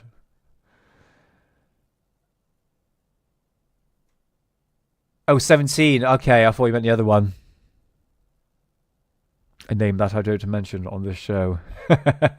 Yeah, I think you reposted some of the photographs, and when you got like, I shouldn't laugh. When you got like a flipping head, absolutely like split apart like that, it's it makes you think. I mean, bear in mind that the MH17 obviously was blown up in the sky, according to official story. Honestly, mate, I don't know the deep dive on that. If you can point me to a documentary, someone to explain it for me, that'd be much appreciated. But yeah, the photographs I've seen are pretty gory. Yeah, if you want to go find the photographs, guys, the people in chat, there is pictures of children. Obviously, they're obviously in a plane crash. So yeah, no one survived. Put it that way, and it's pretty brutal. But isn't it strange, Rotary, that all the passports seem to be untouched, and some of the bodies were actually. Oh yeah, you put it there. Some of the bodies had no blood, and I think some of them were actually naked as well. There's the whole. I did a bit of, you look at the photographs, you go, that's a bit odd. I know what a plane crash looks like. You're gonna have burning bodies everywhere. People strapped in their seats and everything. So yeah, it's a bit like. Well, it's not really like. It's if you look at the situation on the 9/11, the one that crashed in Pennsylvania, was that Flight 93? And I remember my mum going, I think it was the day on 9/11, she goes, Alex, a bomb went off there. Like, there's no bodies. Like, there's no. So if you look at like Flight 93, talk about conspiracies here, Flight 93, and the impact of that, and you look at a real plane crash, completely different. No one talks about Flight 93 in the 9/11 truth movement. It's all about World Trade Center, which is still fascinating. So, 3 planes that year, really? Huh. Yeah. He has said nothing bad to me. I've spoken to him a couple of times. But that topic, I just... no, it's in terms of like the community is so fucking divided. Can you get off my lap? Because you are farting. This fucking stinks. It's so split apart, and everyone's arguing with each other, and it's almost like an echo chamber. And I'm like, do you know what? I'm not even gonna deal with it. The footage is fucking fake. Okay, I'm sorry for swearing a lot, but the footage is fake. Okay, but can't exactly say that to said person because But yeah, I had fucking blank refused to talk about it. But we see what you're saying, mate. We see what you're saying. Brilliant, that funny. Yeah. He'll be back next week, mate. He'll be back next week. So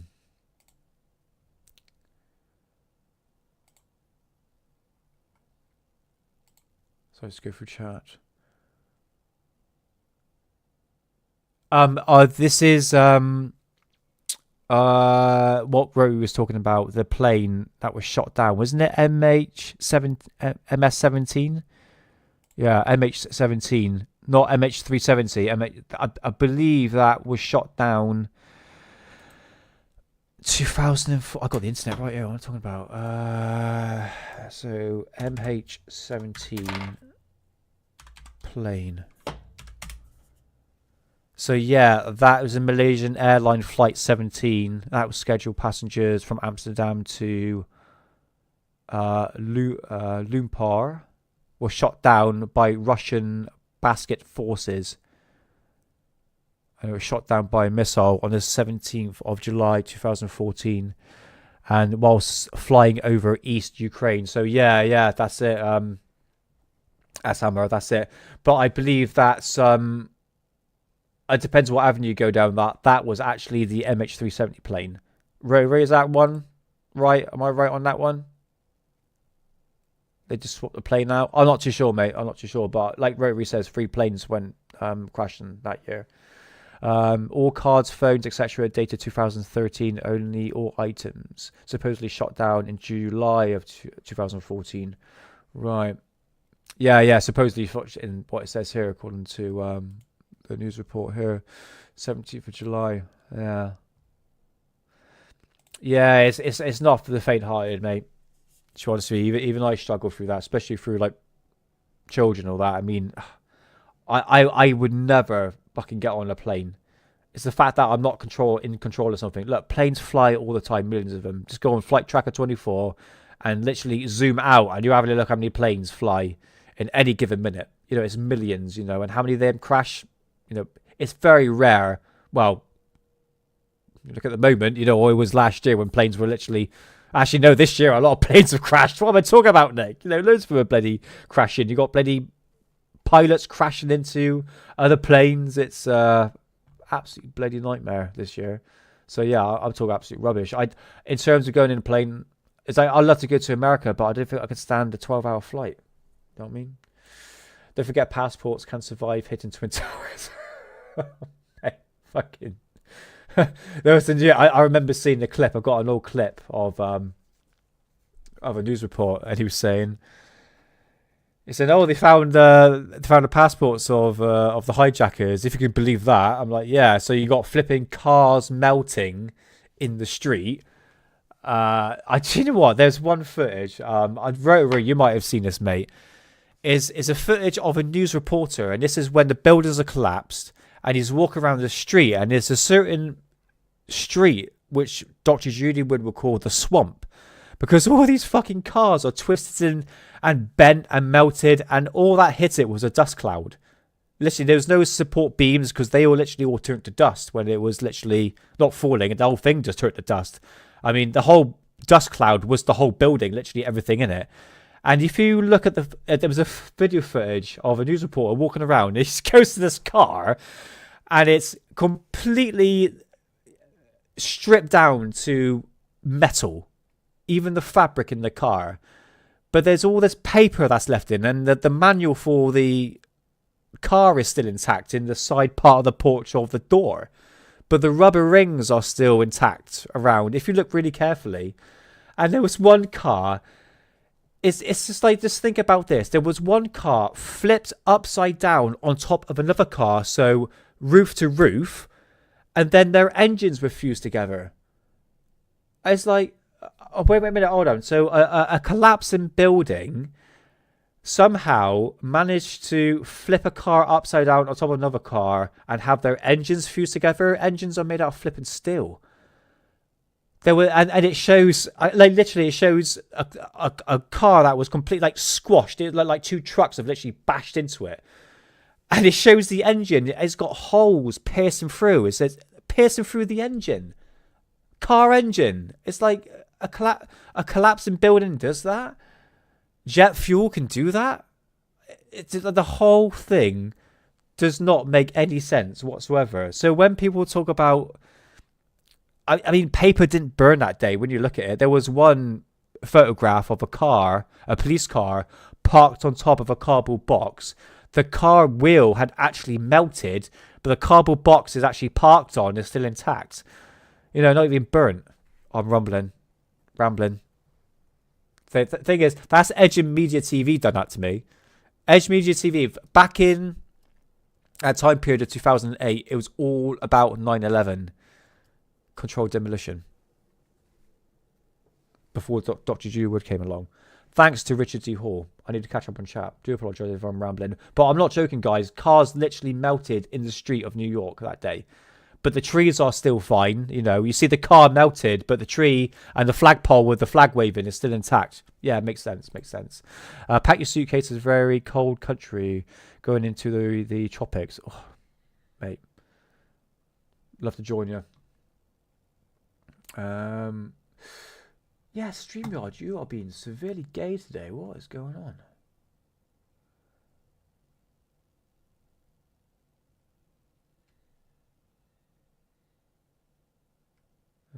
What is going on with StreamYard?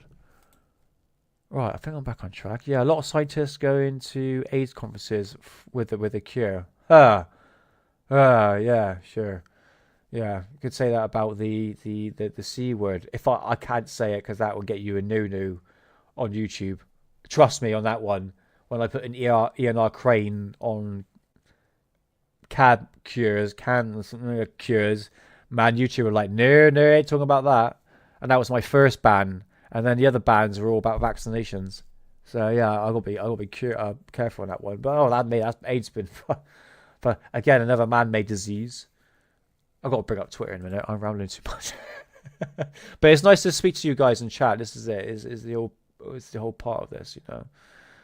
I would never get into a plane either. Honestly, I won't. Can you imagine just like falling out of the sky? Let alone jumping out of a fucking building 210 stories high. That's what's honestly still to this day about 9/11. I was 11 years old when I watched that. And hold on. And I can remember so clearly coming back from school and turning on the TV, and every single channel had the Twin Towers on there. And you literally you do see these like things just like fall, and it was just basically people jumping out of the building. And there was one live news report at the time, and it showed the base of the World Trade Center. And I clearly remember this. You see this.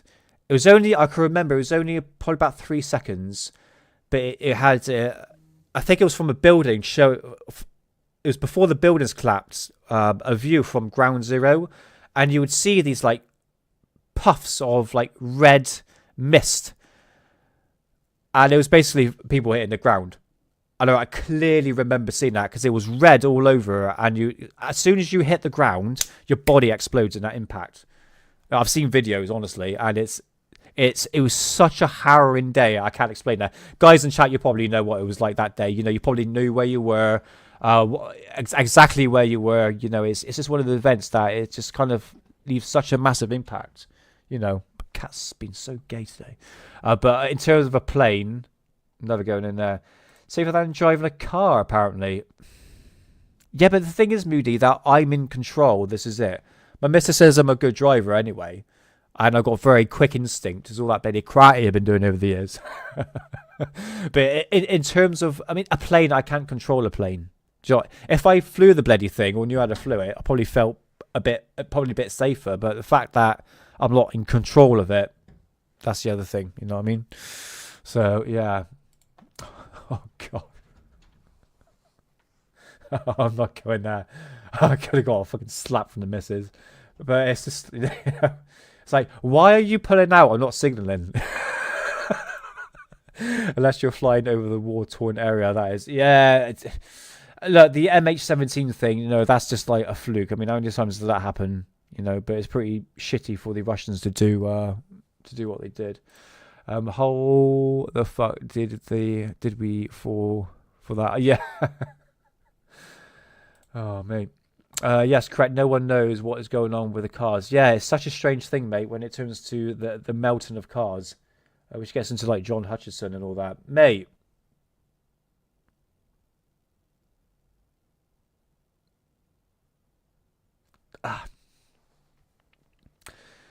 I just say to people, do you know what, John? You do you, man. Whatever makes you happy. If you like to dress up like a woman and it makes you happy in life, you do you. But sometimes it's like, if you want to be taken seriously for your work, did you know what I mean? I don't want to be judging. You know, we live in a very kind of like bloody woke times, a very lefty times we're living in, even though that's sort of changing. But nevertheless, the stuff that he did years ago, it's impressive. But now times have changed, but it doesn't really help the credibility. Do you know what I mean? But either, if it makes them happy, that's absolutely fine. It doesn't affect my life. Do you know what I mean? But yeah, you know what I'm talking about, Rory. Yeah. Even fire engines that turn to dust. Yeah, I tell you what, you probably can see it there. This is where I got from Richard D. Hall's website. I will bring up Twitter. I've got some talk about some UFOs in a minute. Right. That big, fat, juicy book there. Where did the towers go? Now, does that look like a collapsing building? I should really show you that. No, that's a building turned to dust. And that photograph is in here. I definitely would recommend, guys. I mean, for instance, like, look at the police car here. Half of it is burnt and half of it's fine. Whilst the plastic lights are still intact on top. See what I mean? It's just like strange shit. But honestly, if you want to know more about the direct energy weapons on that day, get that book, because Dr. Julie Wood is a very qualified person. You know, I did say I'm going to stop talking about conspiracy theories, but you get me talking about chemtrails and 9/11. That's it. You got me rolling, baby, because it's the most subject I've really looked into. It's gone through so many changes over the years. So many changes. People were supposedly evaporated, but bad passports made it. Yeah. Dr. Judy Woods, she brought a story out of a firefighter. When the building was actually turning into dust, there were, I believe, 7 firefighters that went underneath the elevator. It's like literally just a hide. And then they experienced, obviously, clear sky. But one of the firefighters said they had one of their firefighters behind them. And when the building came down, he turned, and then suddenly he vanished. That was one of the reports. Don't quote me eye for eye on that one, but I clearly remember hearing that on Dr. Judy Wood's presentations he's done, probably if you find it on YouTube. But yeah, the glass vanishes, no glass. The strange thing, I tell you what's bizarre, even though the steel is actually melting, is that the fact that the lobby was made out of marble. Have you picked up marble? It's ways of flipping. I picked up a marble. It was like a garden furniture. It was like a small little thing. And I tell you what, it was like a thickness of that, solid marble. Wasn't that big? I was like, fuck me. Like, this is like so heavy. The whole lobby was made out of marble, and that fucking turned into dust.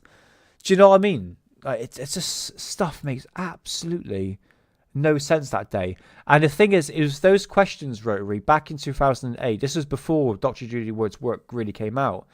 No one thought about that. No one really put the 2 and 2 together. And do you know what I found really odd about the towers collapsing? Made no noise. You know, you would have thought, you know, if a controlled demolition did happen and you had floor by floor literally exploding, the noise of that would have echoed throughout Manhattan. You would have heard it. Bang, bang, bang, bang, bang, bang, bang. It would have echoed to turn the building to dust like it did if we say it was a controlled demolition. The noise would have been earth-shattering. But what did you hear? Just fucking rumbling. Do you know what I mean? But we didn't question that back then. It was only until Dr. Judy Wood came out and brought out a book, which is completely changed the whole aspect of the day completely, you know. Makes everything out of passport paper. Earth will be as... Oh, is that it's like asbestos proof, isn't it? Something like that. Levitation, I have heard about that. Yeah, levitation effects. One guy got levitated, apparently. None of it makes sense. It's faking gay. Well, no, that day, there's so many theories behind it.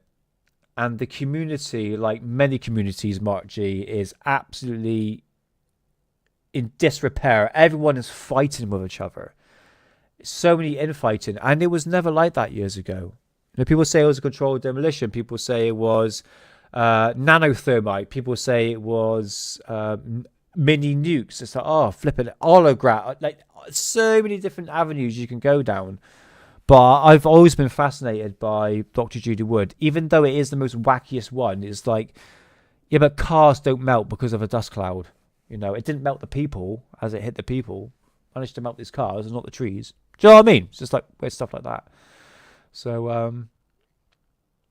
let's go through here. Yes. Long time ago. Very long time ago. Sorry, guys. I'm going to skip a few in chat.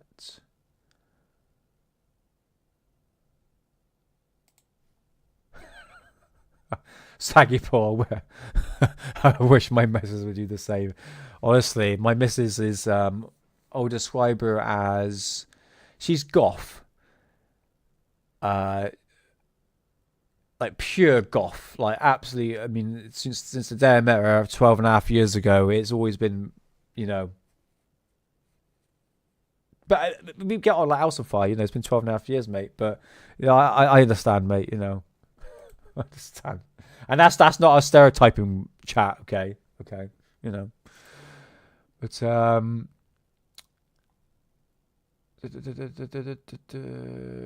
a little look. Okay, joke time. Yeah, let's do it before we move into some UFOs. Let's lighten the mood a little bit. So, joke time. If I read this right, guy gets pulled over by the police. A policeman shouts, "Hey, Mac. Didn't see you and your wife fall out of the car a block back." Guy replies, "Thank God, I thought it went deaf." Moody, Moody, are you British or American? Okay. Because there is an old British comedian called Bernard Manning. Yeah, some people will say he's racist and all that, but these were jokes back in the 60s, 70s. It was a different time period. I think he might have said that. That is definitely an old time joke, mate. But yeah, if you want to go check out Bernard Manning,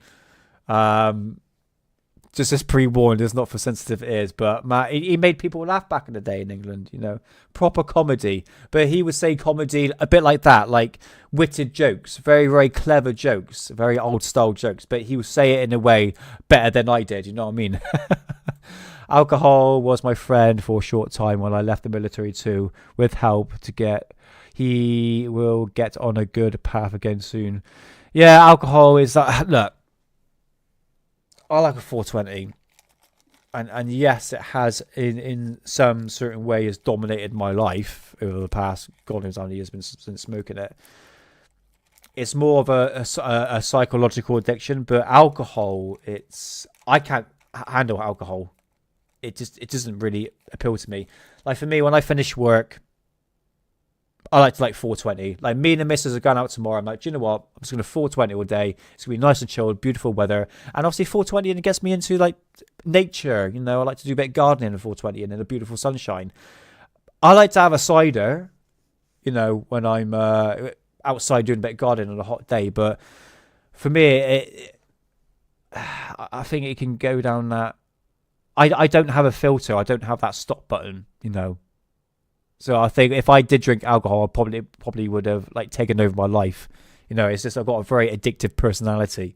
You know, when I obsess over something, I really get into it. I'm just like one of these people. So alcohol is a tricky one, man. I understand why these things are addictive, but there are like functioning alcoholics, but man, you can smell it off them. You know what I mean? But I hope you're all doing better now, S-Hammer.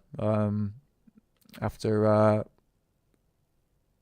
wouldn't say you're an alcoholic back then, but if you're sober now, man, and you're on the right path, that's good, man. That's good. Yes, Moody's the guy with the wits. He gives us the funnies that we deserve. Yeah. Oh yeah. Talking about witnesses, I do have a very old school video from about it's actually 18 years ago on YouTube, and it shows Alex Jones going through the witnesses who died in 9/11. There's a lot of them. Let's go through this. Oh, we've got no one. Teen Titans, Jess. How's it going, man? Teen Titans. I remember watching the show Teen Titans. Need to probably get back into that. I'll probably watch up to like the second season. I enjoyed it, if I remember rightly, back years ago. But welcome on in, man. Welcome on in. It's nice to see you. Hope you're having a good day. Right, I'm rambling. I said I was going to go an hour and a half. We cut up to 2 hours, and I think it's about time. Just quickly. Where are you to? We're at Twitter. I haven't brought Twitter up in a while. 2 seconds. Let's just check everything is all good. Me UK, but that's a joke. Is US created? Oh, yes, it is very true. It's very true. But yeah, you're UK Moody. Well, that's all right, man.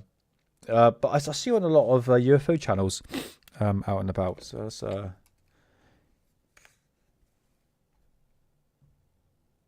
yeah, StreamYard. What is going on? I'm so sorry, guys, for the pause. Chat is like it goes up and down, and it takes what I've highlighted off. So okay, so that's sorted out then. Okay, that's fine.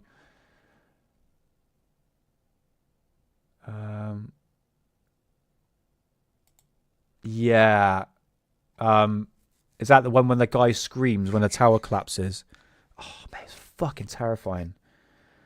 It's like that's the other thing with 9/11. It's like you don't know what the people were going through when they were trapped at the top. If you're going at the fact that the fires were intense and heat obviously rises and it got too much for them, they jumped. Or we go by the Dr. Judy Wood aspect of that, the energy weapon really did affect their body, a bit like a microwave, a bit like Oh, the defense systems are used for crowd control. You know, they put this frequency out, and it feels like it basically bubbles the molecules in your skin, and it makes you feel like you're on fire. So you just immediately just like move out of the way of the facility or in any area that you're actually in. Depends on where they actually projected it. And you could say that if there's some sort of weapon that was used to actually turn a building into that, and that's why the people jumped out. You don't know, but I cannot think of a worser hell. Well, I can, but it's the fact that I hate heights, and you think, shit, I'm either going to potentially turn into dust, to how that's going to feel like, or should I just jump out of this 210-story building and hit the ground, and hopefully that it's one and done, gone like that. But the video I sent you, Sheepod Pop, saying that someone actually survived that fall seems a bit far-fetched. You know what I mean? I think about shit like that. I know it's not healthy, but it's like the curiosity thing. It's like, shit, what would you do in that situation? I couldn't jump. Fuck that. Oh, I got Twitter up. Oh, fantastic. Fucking idiot. Let's just go through. I was lucky. Alcohol was my friend for a while, but not my lover. Thankfully, never got to the point it took over. Oh, that's good, Ashammer. That's good.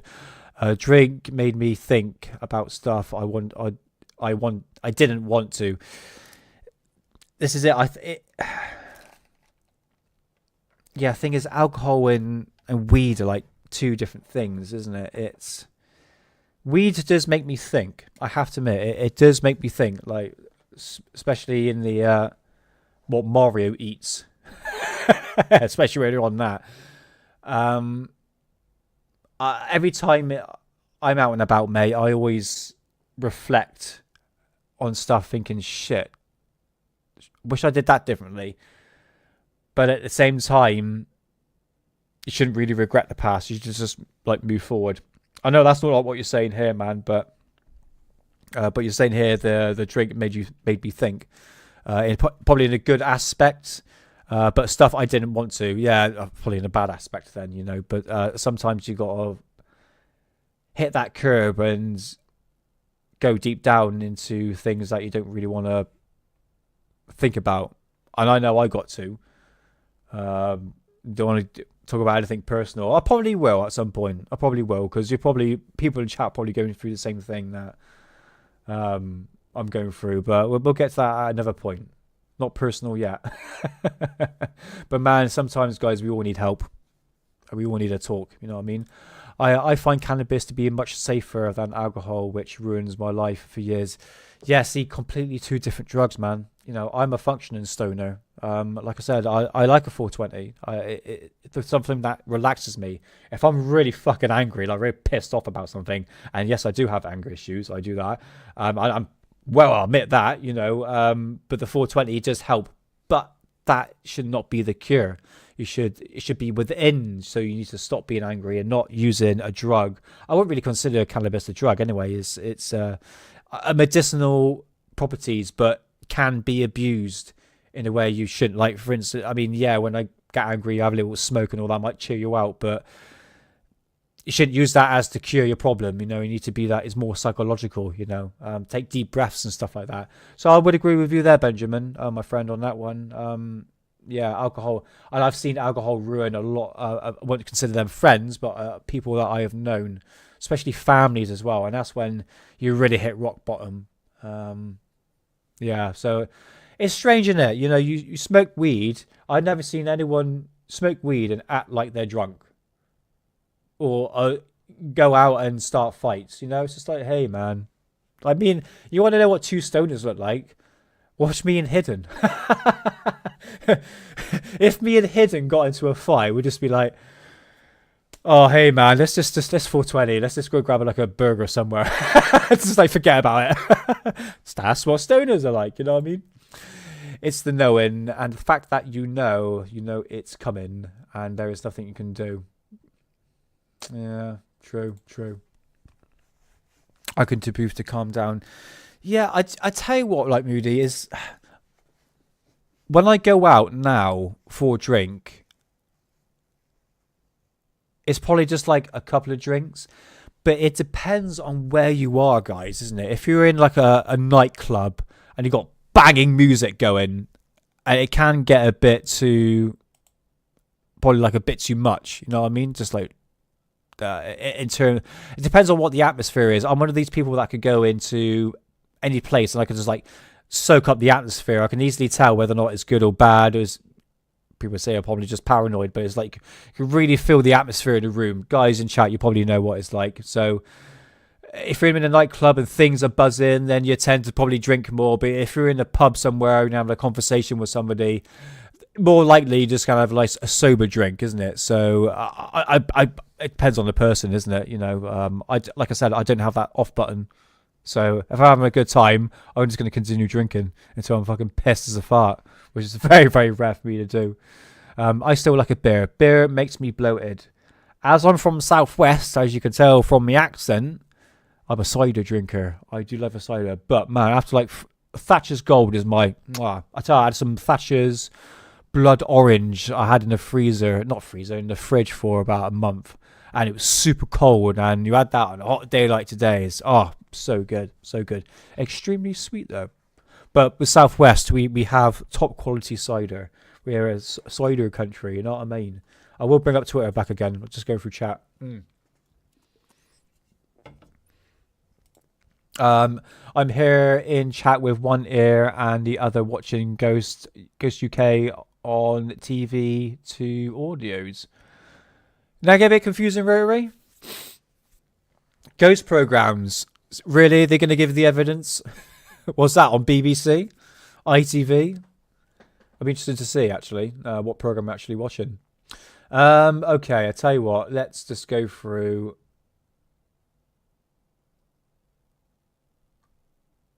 What time? Chat, you be... Not you, chat. I'm saying StreamYard's chat's being gay. The one that I'm using on my program.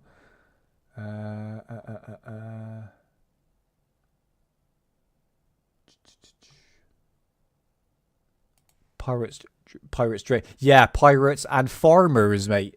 Farmers, we sound like farmers where we come from. Well, humans' desk tablets, at least we're... Very true, very true. A hidden Nick fight. That would be involved a challenge with who could take the most bong rips. That would be hidden. That would be hidden, my friend. Flipping hell, he would... Well, see us on Wednesday. Moody, if you don't know... No, Thursday next week, May the 8th, me and Hidden are going live as is our 1 year anniversary as being a married couple. Yeah, so guess who's the woman in that one? The person with the long hair. Hidden, you're in there, mate. Oh, well, bollocks to you. Anyway, so let's bring up Twitter. I said I was only going an hour and a half. I did only just done a little bit of German flying saucers. Just a little bit. Just a tiny bit. But there's one thing I do like to do. And I have to go, because the missus watch and she goes, you're not allowed to smoke anymore. Indoors. And I'm like, bitch, don't tell me what to do.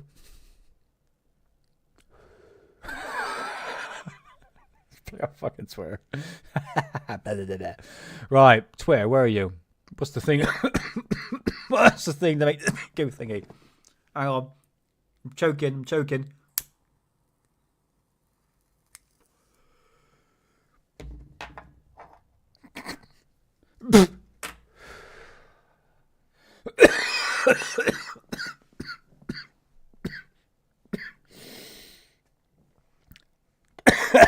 Well, going back to what you say, Moody. I think Eden will probably win that one. Woo! That's good. That's what I like about live streaming, mate. It's all about chilling, relaxing, 420, and I feel like Art Bell, just without smoking a fag and in his mouth. Fucking. Oh dear. Right, Twitter. Let's get on with Twitter because it's been a couple of weeks. There's a few things that's happened. Janine, if you're watching, darling, and sorry for calling you darling. Sorry for calling you darling. This is a British thing. great stuff, like really, really good stuff. But she put this up on her Twitter page as we're on now, but there's a bit of a problem. Now, you guys think that this might be a plane? The triangle flying sideways. Really? No. Not judging. That's a Not. plane. It's a triangle flying directly forward. Wow. Oh my God. So this was You taken see in what I'm 2006. Oh boy. He just shot off a...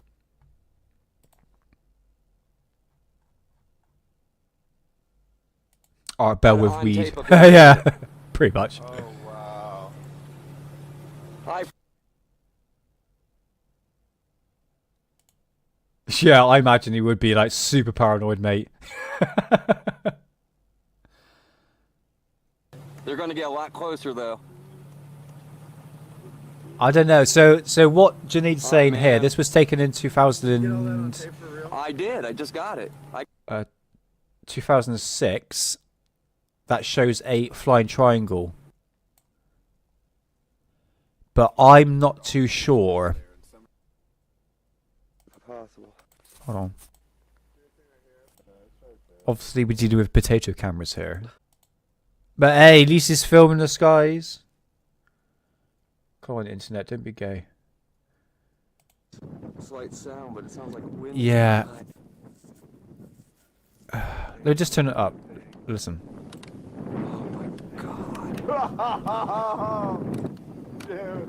Okay, I'm going to pause it there. Right. I'm going to be absolutely honest with you, and I'm going to go through chat right now.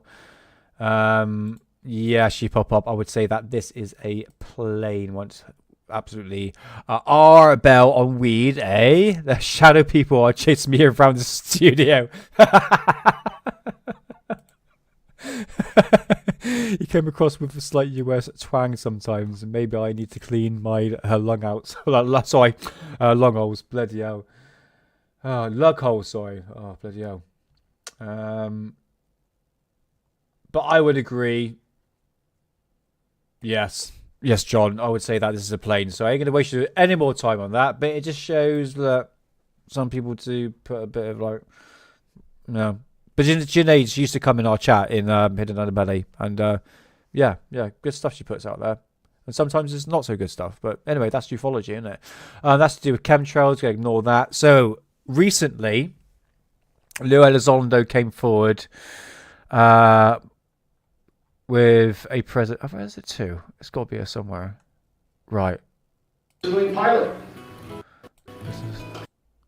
Why is that gay music playing? This is taken from a civilian pilot.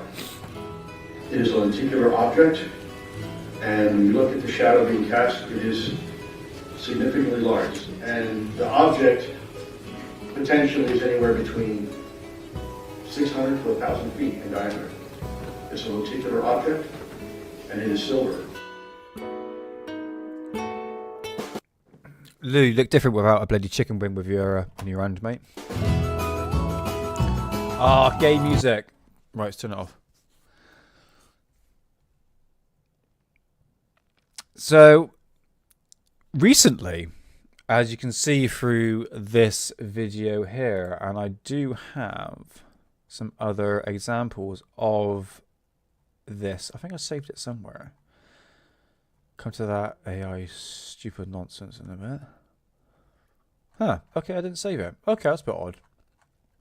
So basically, this has been debunked, according to some reports. Okay, John Greenwald. Okay, I have to admit, he does put debunks out there, but if it has some validity to it, I will show you it. So he posted this. Okay, this came from Reddit, from the post Sword Then Show. Finds an exact match to the UFO photograph revealed today by Lou Elizondo at the conference briefing. I've said it a million times, the internet and some of the users in it are amazingly reuseful. resourceful. Sorry. Fucking see? Don't read. I'm never reading again. And what we have here, ladies and gentlemen, is taken from Google Earth. And this is the exact same. Can we get? Oh, there we go. Okay, don't know if you can see that. I tell you what, I'm just gonna put that comment off there. We have an exact copy, isn't it? It's exactly the same, guys. So I'm trying to find chat again. Is my mic going funny?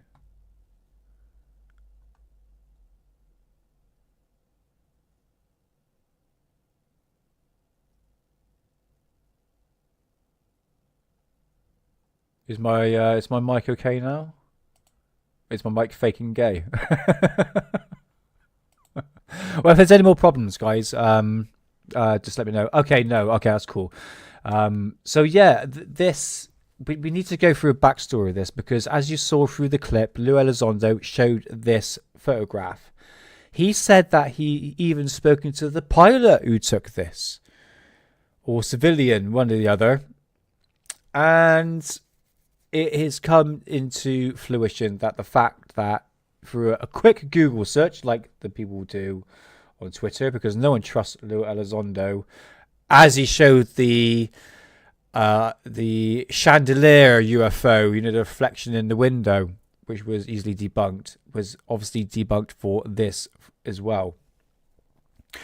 Now, how did Lou Elizondo manage to speak to the pilot when this is just a what you see in the clip? These circular shapes of the crops that have been cut out, which looks quite impressive looking down from a visual perspective.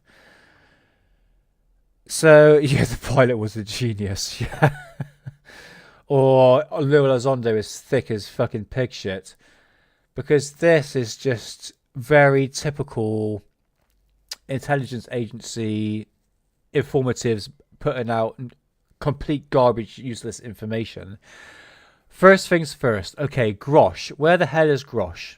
He's nowhere to be seen. I know he's been added to this another bullshit task force by the administration. We ain't gonna get any answers on that one, trust me, because he can't even say anything, truthful at all, as he's more or less gone off the radar. But one thing I noticed as I've been paying attention to Daniel from Dark Journalist, that he got in contact, or actually Grosh got in contact with Daniel and stated that the fact that he can't really say anything unless he gets permission from Christopher Mellon. Now, not long ago, I did a live stream and I showed a picture of Christopher Mellon and Lou Elizondo in with the White House with Annalena Paluna and Tim Burchett. And Tim Burchett has been saying many times that the intelligence agency has been infiltrated into the UFO community. Well, Tim Burchett, if you just look to the left of you, you would have seen literally two people there, Christopher Mellon and Lou Elizondo. And that's just saying that Lou Elizondo is under the payroll, at least some sort of, still into the intelligence agency, and he's been pushed into the UFO community to push out really nonsense, and he's just getting caught out in it. He's literally getting caught out in it, and this is a very typical example. It was so quick, it was like probably less than a day, and he's already been caught out. I at this point, I'm just fucking losing hope with this stuff. This is modern day disclosure.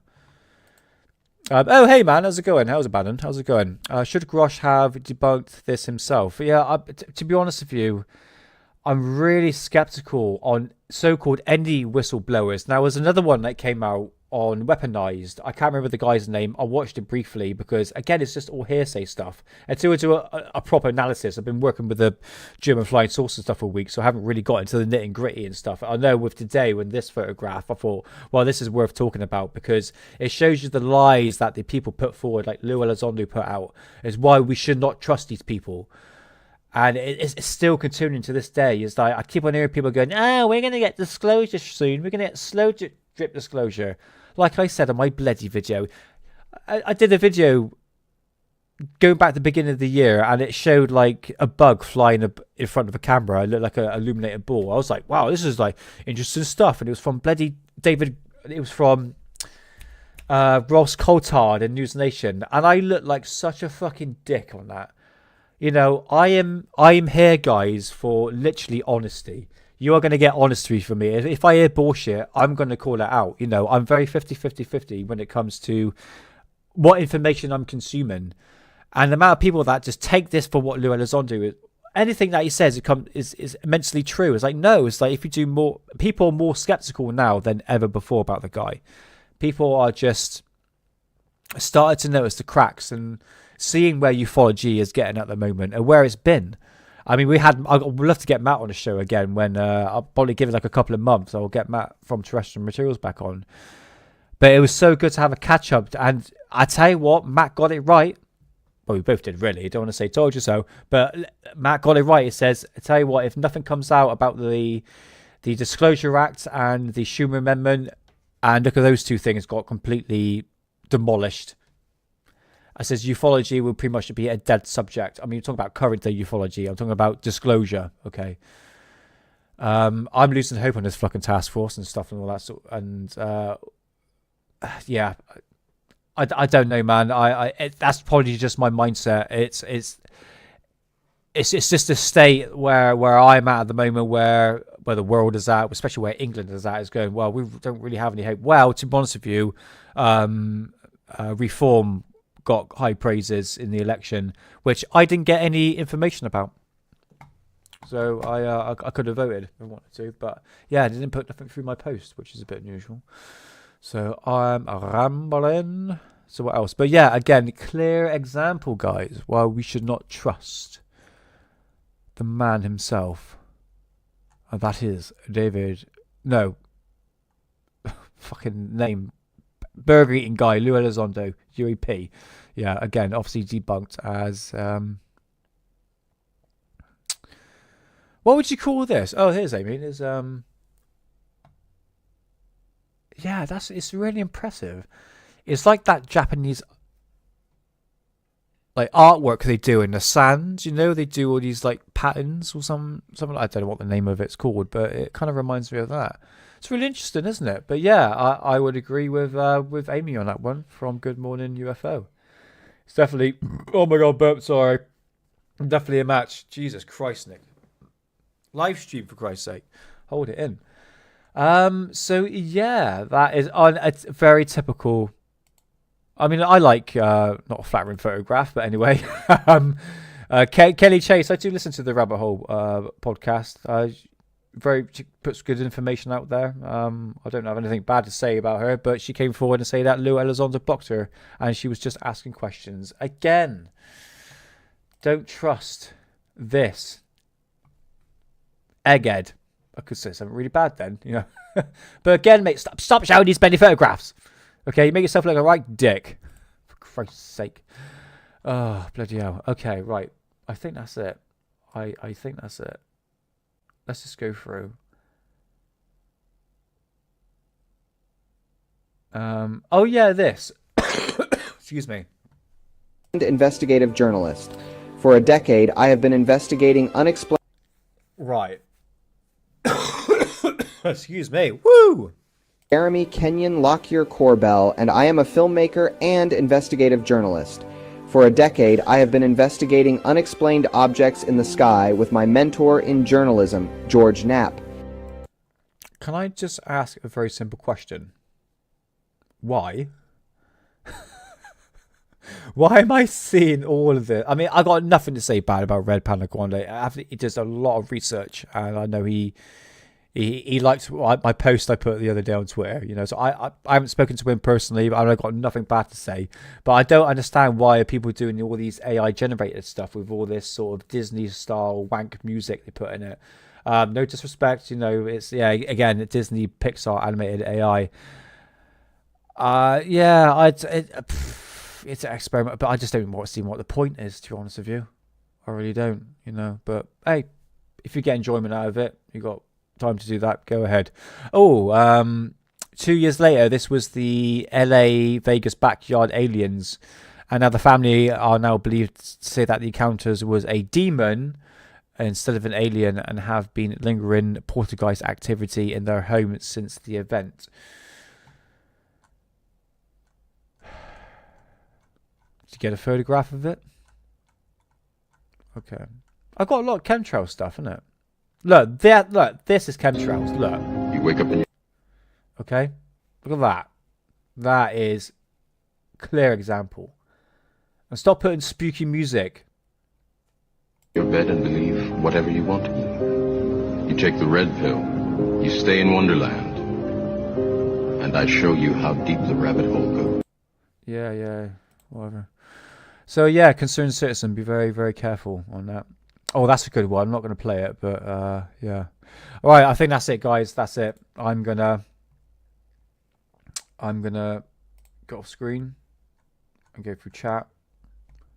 It's been nearly two and a half hours. Pretty cool. Right, Jeremy and Nap, a love story. Yeah, two wannabes. Let's go through.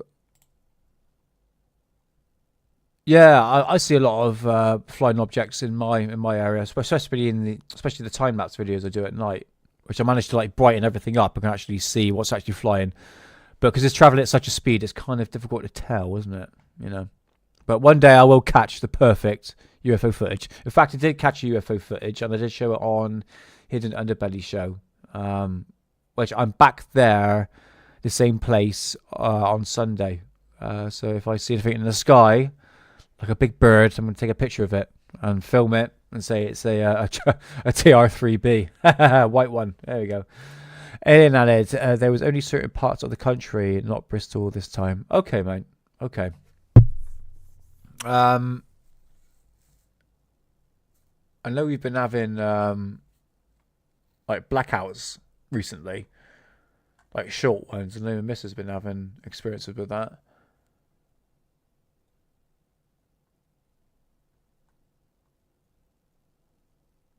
Yeah, StreamYard is not behaving itself. No 9/11, JFK, Epstein files, even like COVID and all that, and amongst other things. As if nothing ever is coming out, they run the world. Do you know there was so much promise, wasn't there? Could you remember there was so much promise when the new administration came in? You kind of sensed it in the air, wasn't there? Like there was something change is going to happen. I think change is happening, but it's probably not the way you think, really. Because then, when everything calmed down, you think, yes, we have a bit of hope. And then suddenly, it all went to kind of shit again, really. But with this new task force, I mean, look, we're only like 7 months in. No, not even that, sorry. It's like 5 months into the administration. We've got another, 3.5 years to go. Maybe something will come out. But like me and Matt were saying, we can't get the full truth of the JFK assassination, even though I have not read the 80,000 documents, nor would I use AI to get a final conclusion on that. If we can't get the truth about JFK, how are we supposed to get the truth about even Epstein, 9/11, amongst other things as well? Yeah, the hope is lost, in my opinion. Excuse me. And that's the way I sort of feel about that, to be honest. Oh, Moody. Lol, Nick sees a lot of flying objects around him, especially when he tells his wife he's cooking sucks. Oh, bloody hell. She don't cook, mate. I do all the cooking. Yeah, I'm in 12 years, I think the missus only cooked me like 1 meal or 2 meals, I think, but I don't mind. I like cooking, but yeah, it'd be nice to like come home from work and knowing that everything is fake and gay. That's right, Mark G. Fake and gay and most certainly retarded. I'll throw that one in there for you. All right, guys. It's. I think with all these documents coming out, it's kind of pointing the fingers. I think it's going to be a very.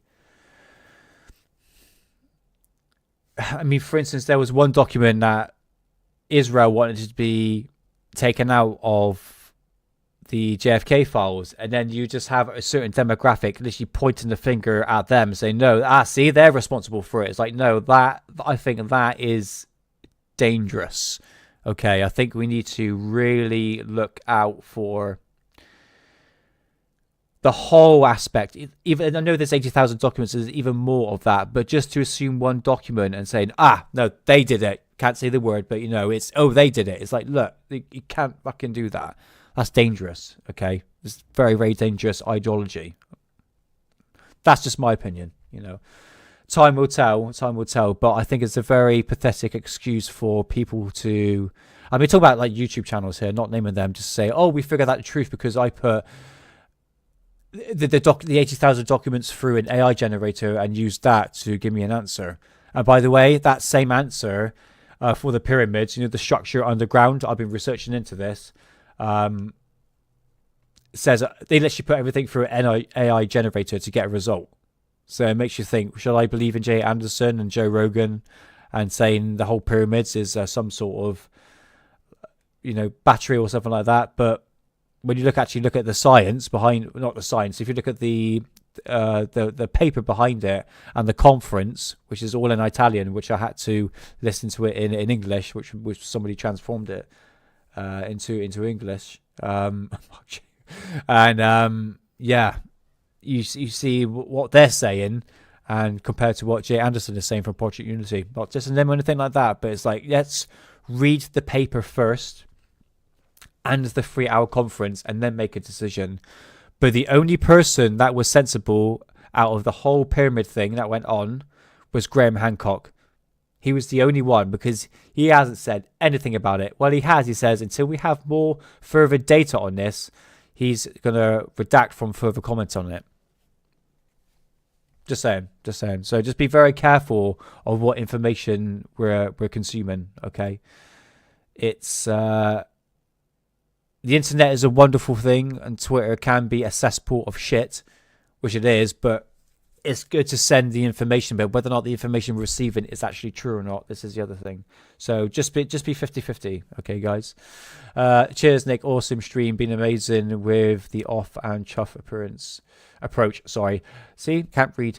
May need to write that in your play. Okay. Thanks for it, man. And sorry for a very short German flying saucer thing.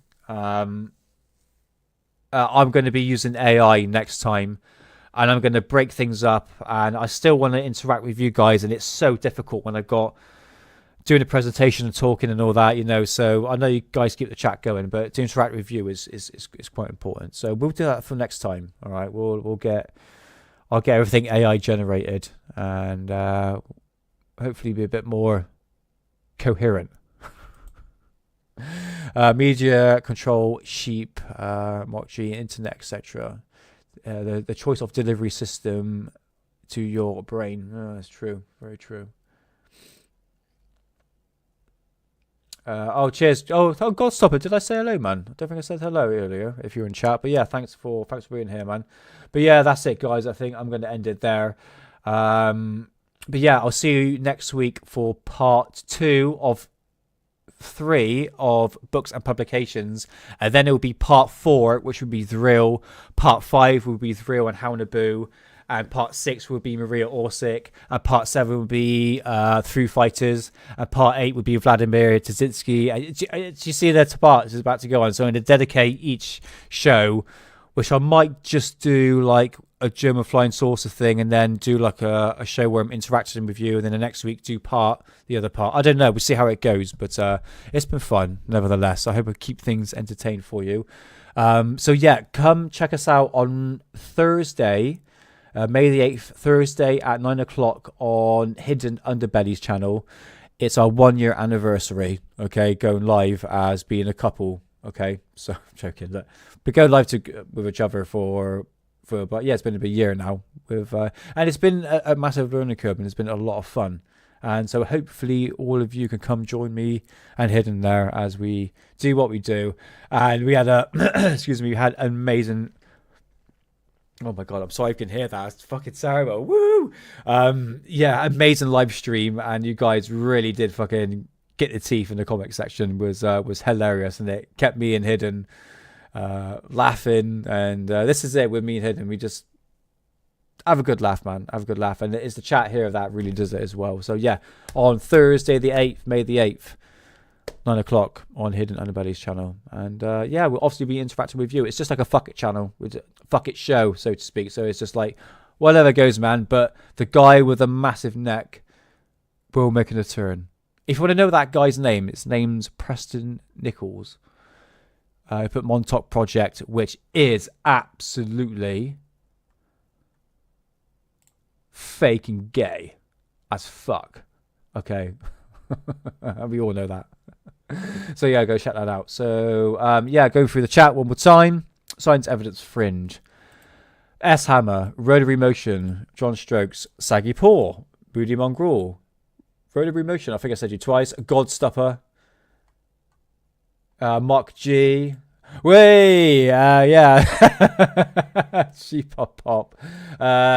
Teen Titans Jess. Sam, I think you're there. I think I said you earlier. I think that is it. And John Strokes, I don't think I said that in there. Oh, I did say it. Okay, cool. Right, that's it, guys. That's it. I am done. So if you like what you see, please like and subscribe. I'm going to do what Theo Chalmers said on his show on the Edge Media. No, on the Edge, on Edge Media TV. So until next time, always remember that guy with the fat neck, he looked like a Cenobite. Oh, yes. Yes. Yes, Butterball. You are right. It's kind of look like that, didn't he? I will remember that for next time, man. I'll remember that for next time. But yeah, until next time, guys, always remember they're watching you, watching us, watching them. See you next week.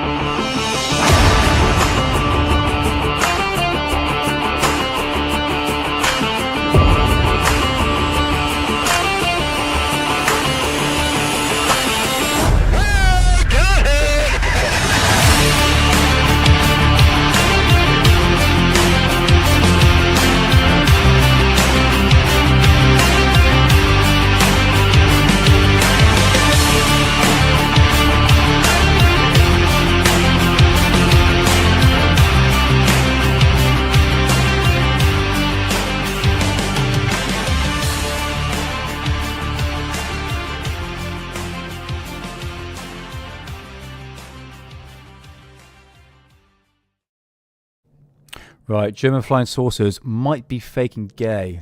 I'm not too sure. Hey, Zaggy Paw, I'll see you soon. I hope to see you Thursday, guys. Yeah, Hidden Underbelly's channel. Yeah, 9 o'clock, go live 9 o'clock. Come 4:20 with us. Have some laughs. Right, see you then. Have a good weekend, guys.